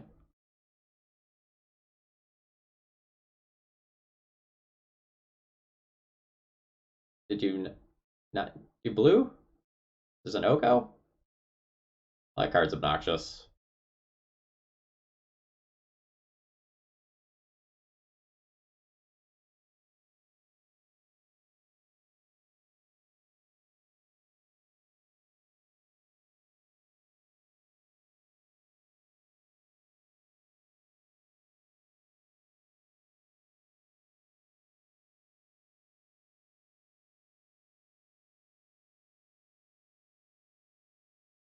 My opponent shouldn't have too many playable cards, so hopefully I get the Oko in this turn cycle and then everything's okay. Or alternatively, they like take away one of my chalices and then I have 7 power on board and my opponent gets to cast some of their spells again.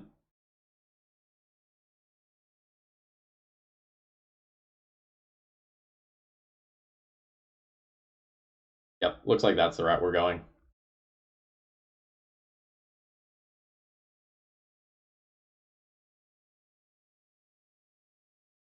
Bottom with that preordain.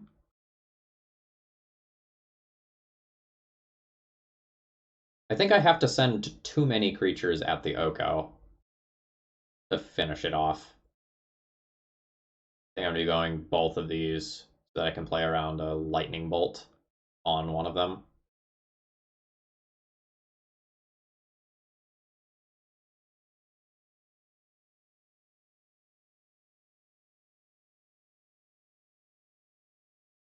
Okay, so now I don't believe my opponent has any outs to keep their Oko alive.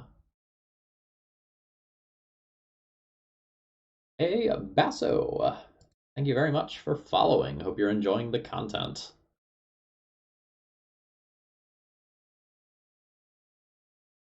Yeah, just chatting about Lurrus while our opponent cantrips over there. The gameplay was great. Deck building decisions were warped to fuck, but gameplay was very good.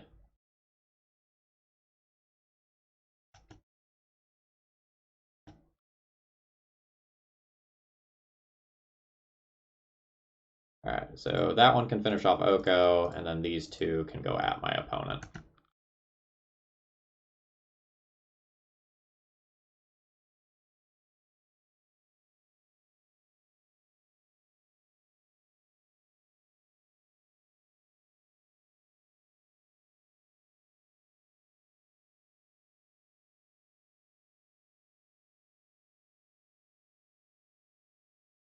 Excellent. Hope you're enjoying the YouTube content.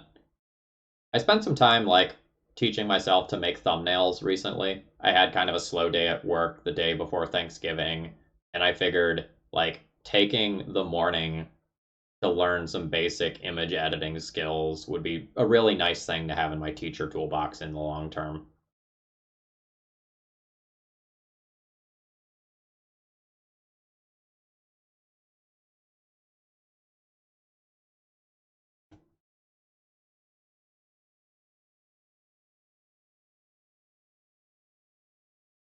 Like, you never know when you need to use some random thing as a teacher.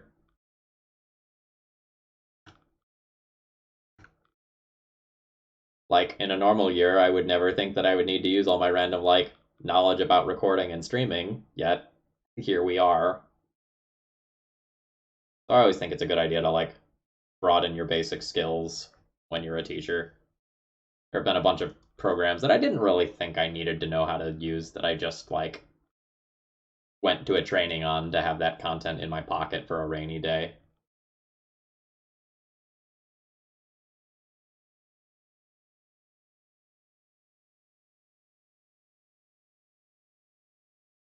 Yes, I did not have to adapt very much this year in comparison to some of my colleagues.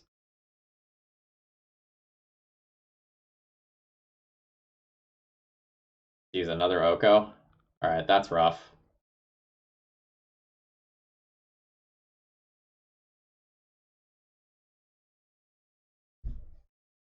Soul Land would be cool. That's not quite good.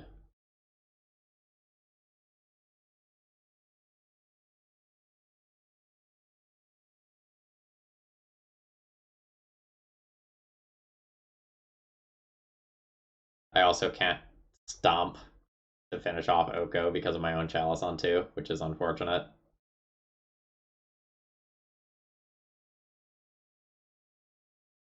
Oh yeah, agreed.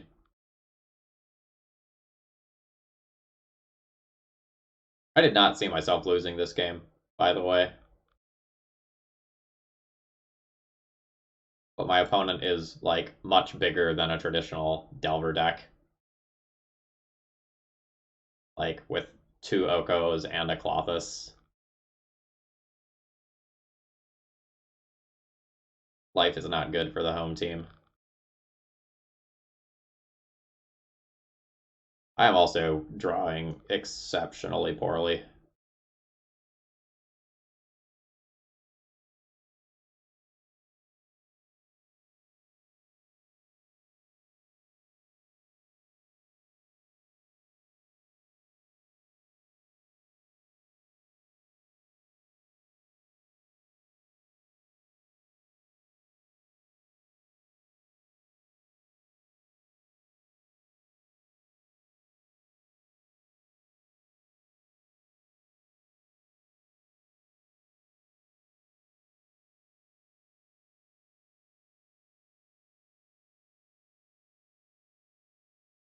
All right.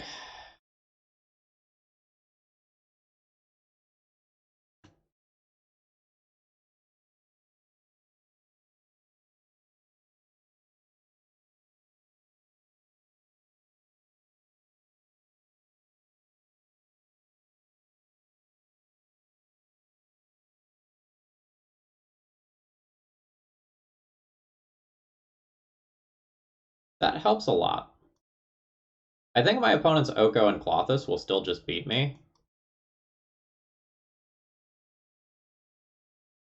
but this leaves the door open.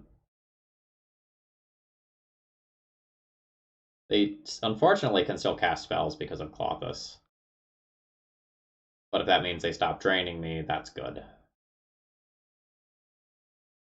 I will need to now draw another land.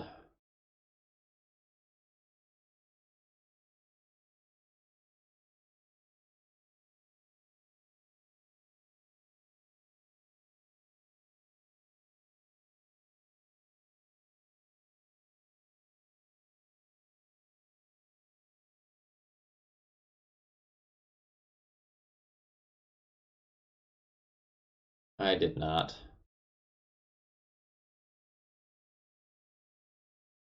Okay, I think I'm going to go ahead and pack it in here.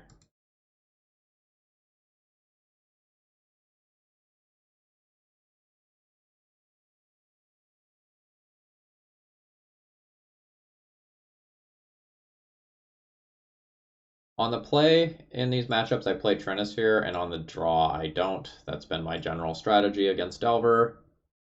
I do not particularly like Karn in the Delver matchup. It doesn't do anything to immediately impact the board, so I'm probably just going to board all of those out, and I can consider boarding in Bridge, Ballista, and Furnace as well.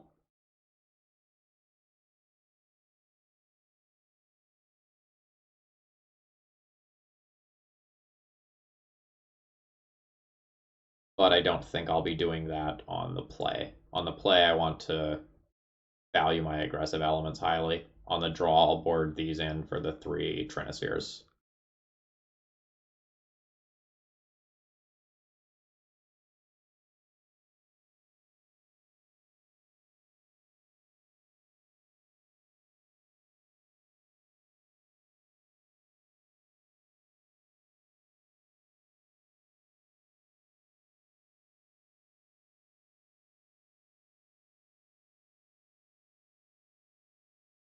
Uh, this is an all-in aggro hand that gets disrupted by everything. This hand probably loses to a Bolt. This hand probably loses to a Wasteland. Is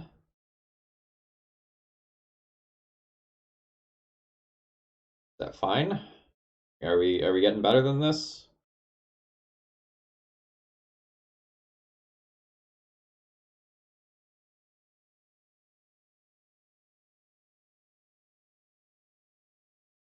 I'm gonna go ahead and keep this. It has 2 removal spells for smaller creatures, which is what is pushing me to keep this questionable hand.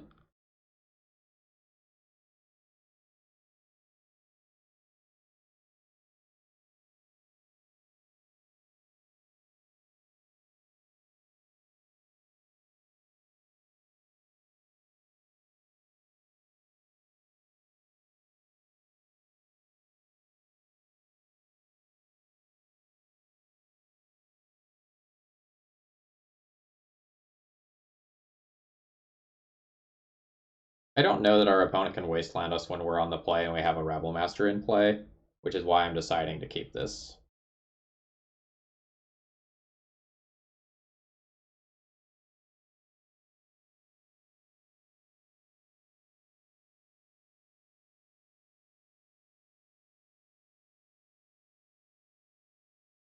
Oh, that's interesting.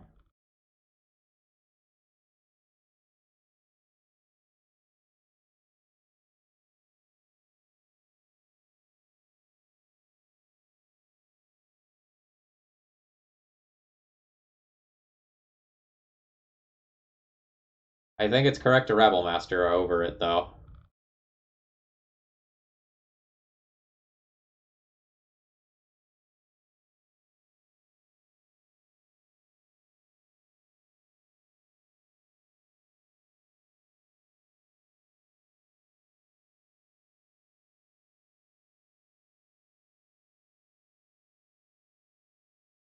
If I didn't already have another goblin in play, it might be different.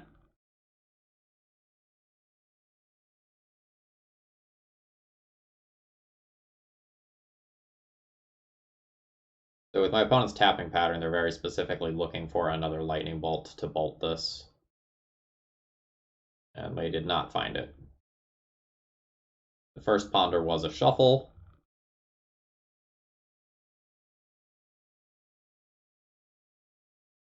Second ponder did not shuffle. Soul Land would be awesome.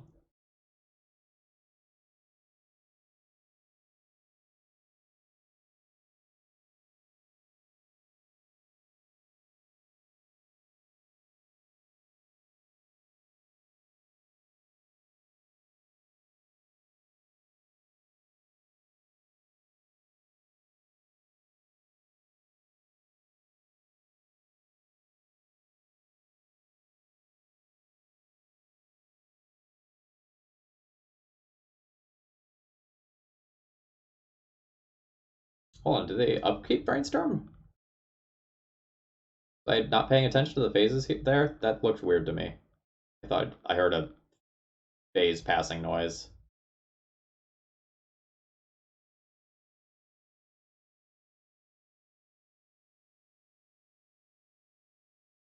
Opponent is on Find Bolt or Die right now.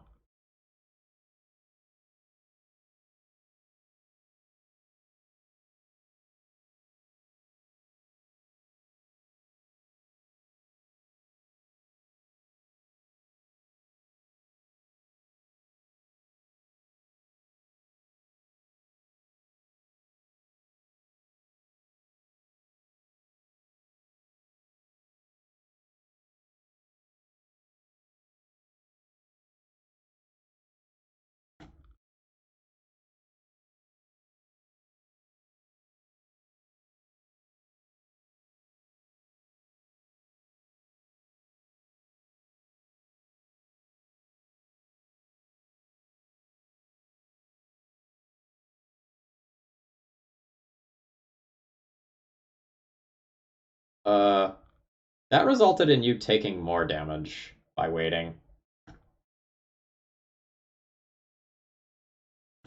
You gave me a bonus goblin. Unless there's some weird Hidetsugu's second right level bullshit going on here. That was just a misstep.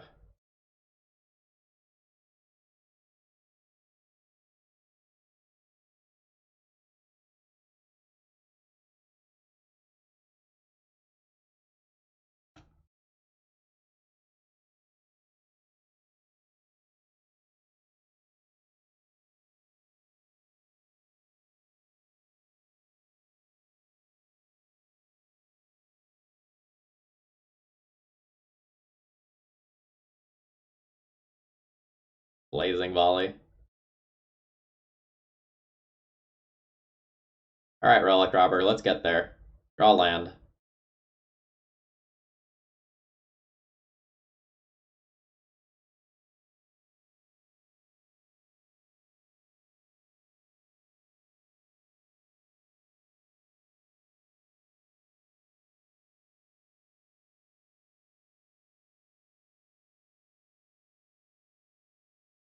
Alright, Relic Robber is lethal with land. Blood Moon locks them out of the game.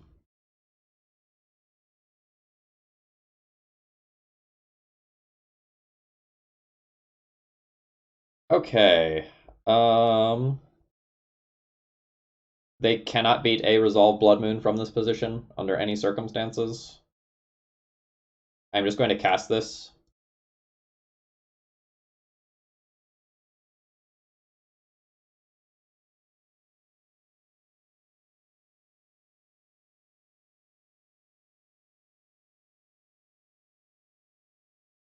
Yep.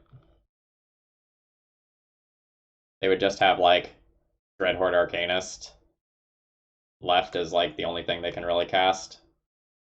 Alright, on the draw, I don't want these Trinispheres in my deck. Get those out. Board in Great Furnace, Walking Ballista, and I guess Ensnaring Bridge. I could do Sorcerer Spyglass for Oko instead. I actually think I like that better.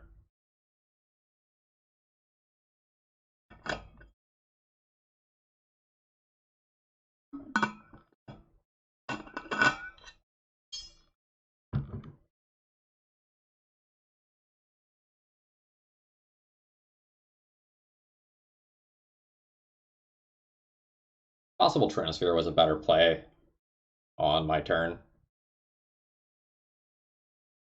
I will be keeping this hand. I don't know that I'll play Sorcerer Spyglass on turn 1.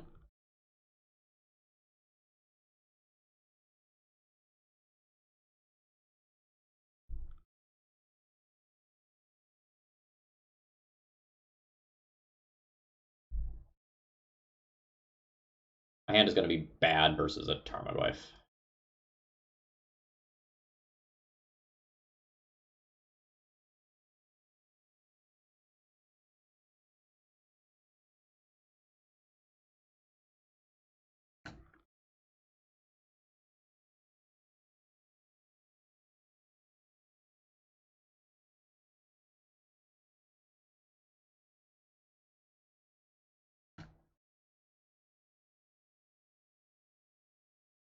I like Chrome Mox here quite a bit.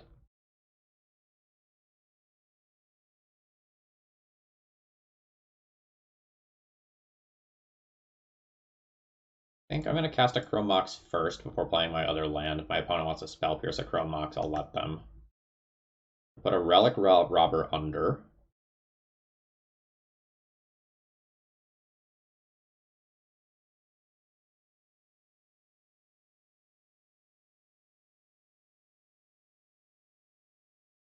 And play the Rabble Master. I can play that around Daze this turn.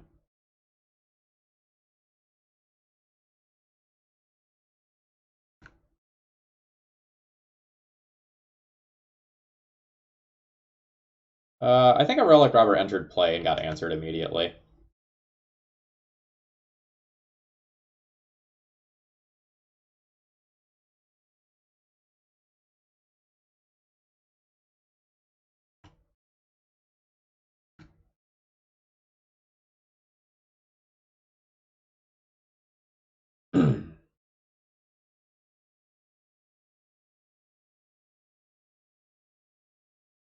uh,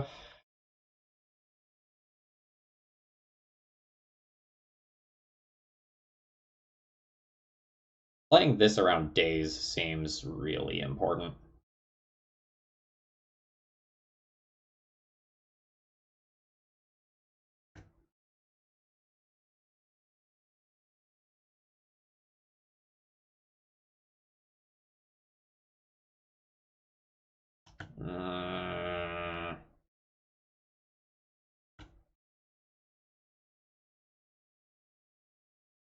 Shit.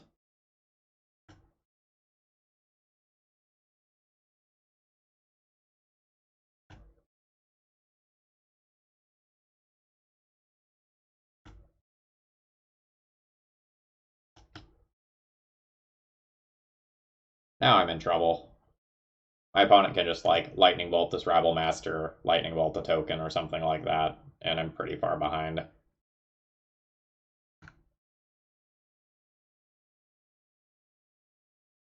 We couldn't have known, but like if I play Rabble Master and then they have a Bolt, it's disastrous.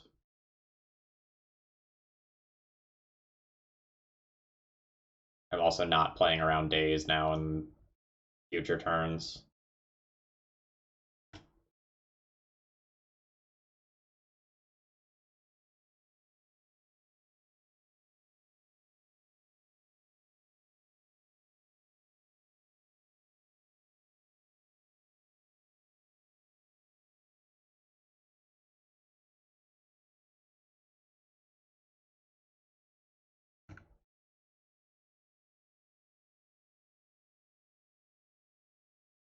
I don't have time to use Spyglass. Like, I will play Spyglass if my opponent plays Oko, but otherwise I need to be jamming threats and trying to get my opponent dead before they find a Lightning Bolt. Because that's when this game falls apart. Like, there's a 2019 card in play. We're going to lose to it.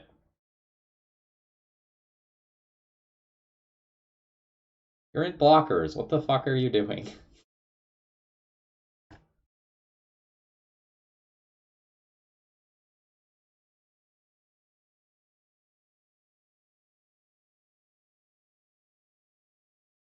Uh,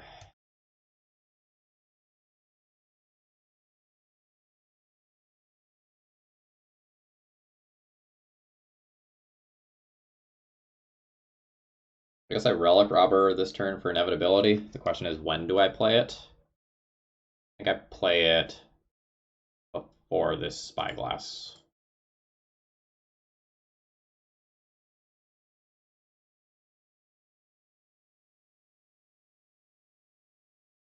I guess now I can attack.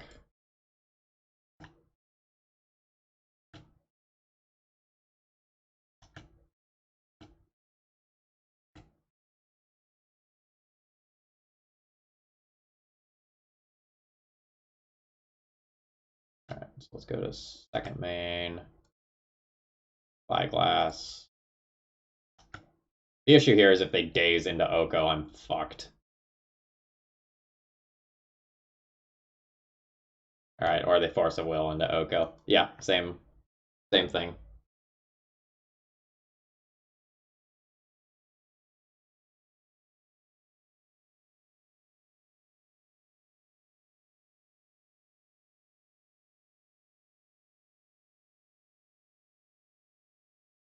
"2019 Magic! Yay!"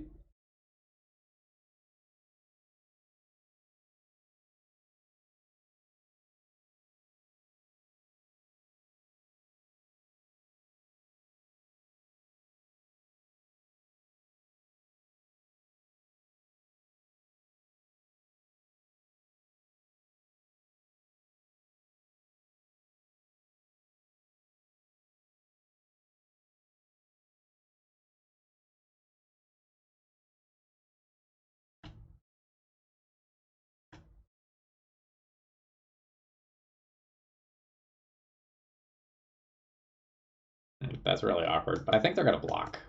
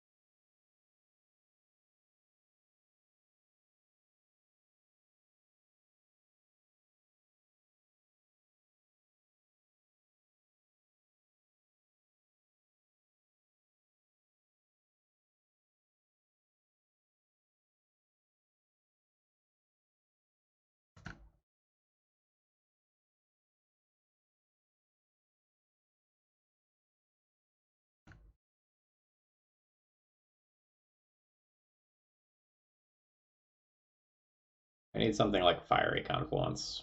Nope. Um,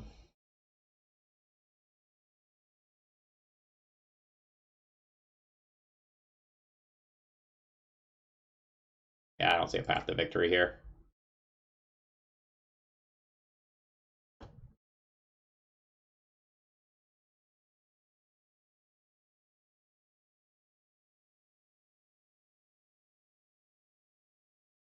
Added to your collection 102 new items. This counts as 100 distinct items. Interesting. All right. So we gathered almost no data with Relic Robber, sadly. Uh, when I thought about this card, the worst case possible scenario was Oko, and the whole reason I wanted to try it today is I thought a lot of people would be off Oko trying new things, and then we ran into Oko, and of course it happened. Um, it is a fine card in this deck, I think, just theoretically based on some of the lines that I had but didn't end up happening. It is another threat that is on par with Rabblemaster, but the issue is that if you have like a Rabblemaster and a War Boss, because these creatures have synergy with each other, it's often correct to play these in sequence one way or another, and the Relic Robber has a lesser degree of synergy with these. Like it's still synergistic, it's still a goblin, but it's not necessarily as strong. Like Rabblemaster's attack power just goes through the roof if you can go like Rabblemaster into War Boss or vice versa. And so this is a fine addition to the toolbox, but this isn't like a must play. I think this is about the same power level as most of the other things that I've played in this slot, such as Anji's Ravager, or any number of the other like two colorless and one red.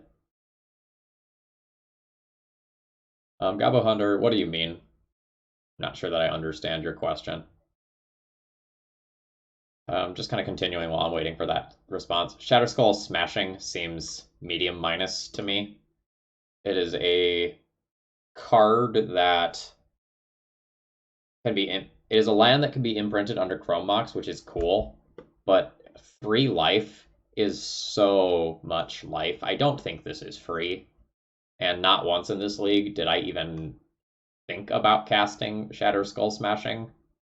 Like that was never a piece of endgame inevitability, like I thought it might be. Uh, I don't know if this card should actually be in the deck. I see everyone playing it these days, but in the deck that already is kind of leery of its life total versus decks like Delver because of Ancient Tomb, I don't know that I want this as well. Like, it's a fine turn 1 tap land, but on turn 1, you want to be doing one of these things most of the time.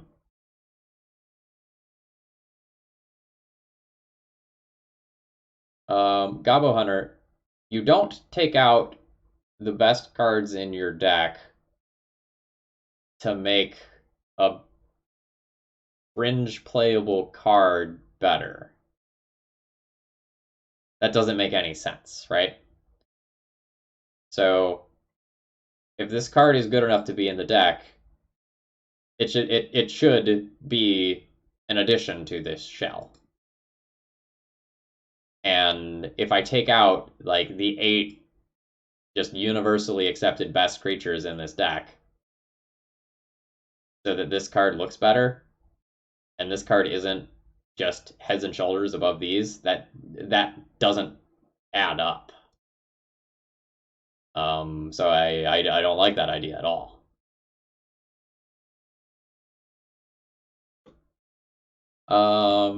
If I were to run Red Prison back again, I think I would probably play a different sideboard. I would want the Pyroblasts again. Like, we're not out of Oko Uro hell yet, so I think having the ability to board out Chalices for some of those matchups and play a pile of Pyroblasts is really good. So if I were to do that, I'd probably need to board out like Fiery Confluence, Great Furnace, Ballista. Oh no, I'd probably have to move the Trinispheres back to the main deck.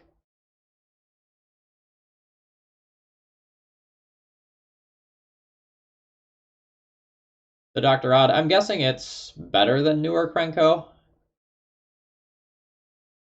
but we didn't gather much data, which is a little bit frustrating. Like that's what we set out to do.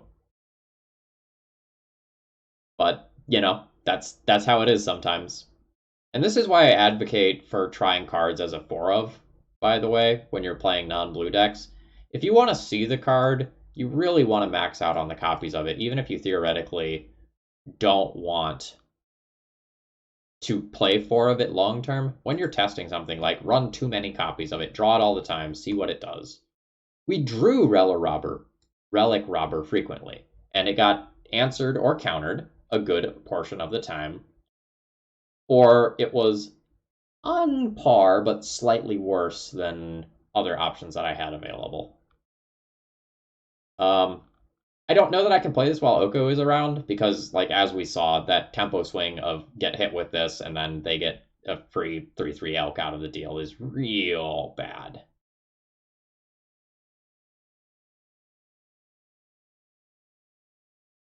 Yeah, I mean, it was good enough to get Force of Willed, I think, multiple times, and our opponents did pitch good cards to it.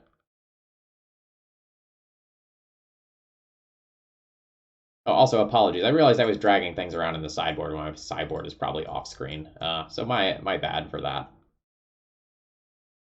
All right, folks, I think I'm going to go ahead and wrap it up here. For the folks on the YouTube end, if you enjoyed this, please do that whole like, subscribe, comment sort of thing. That stuff really helps people find my content. For those of you who watched live on Twitch, if you're enjoying my content, please consider doing something to support me, whether that's, following, subscribing, doing a donation deck list or something like that. We'll kind of try to keep the content flowing.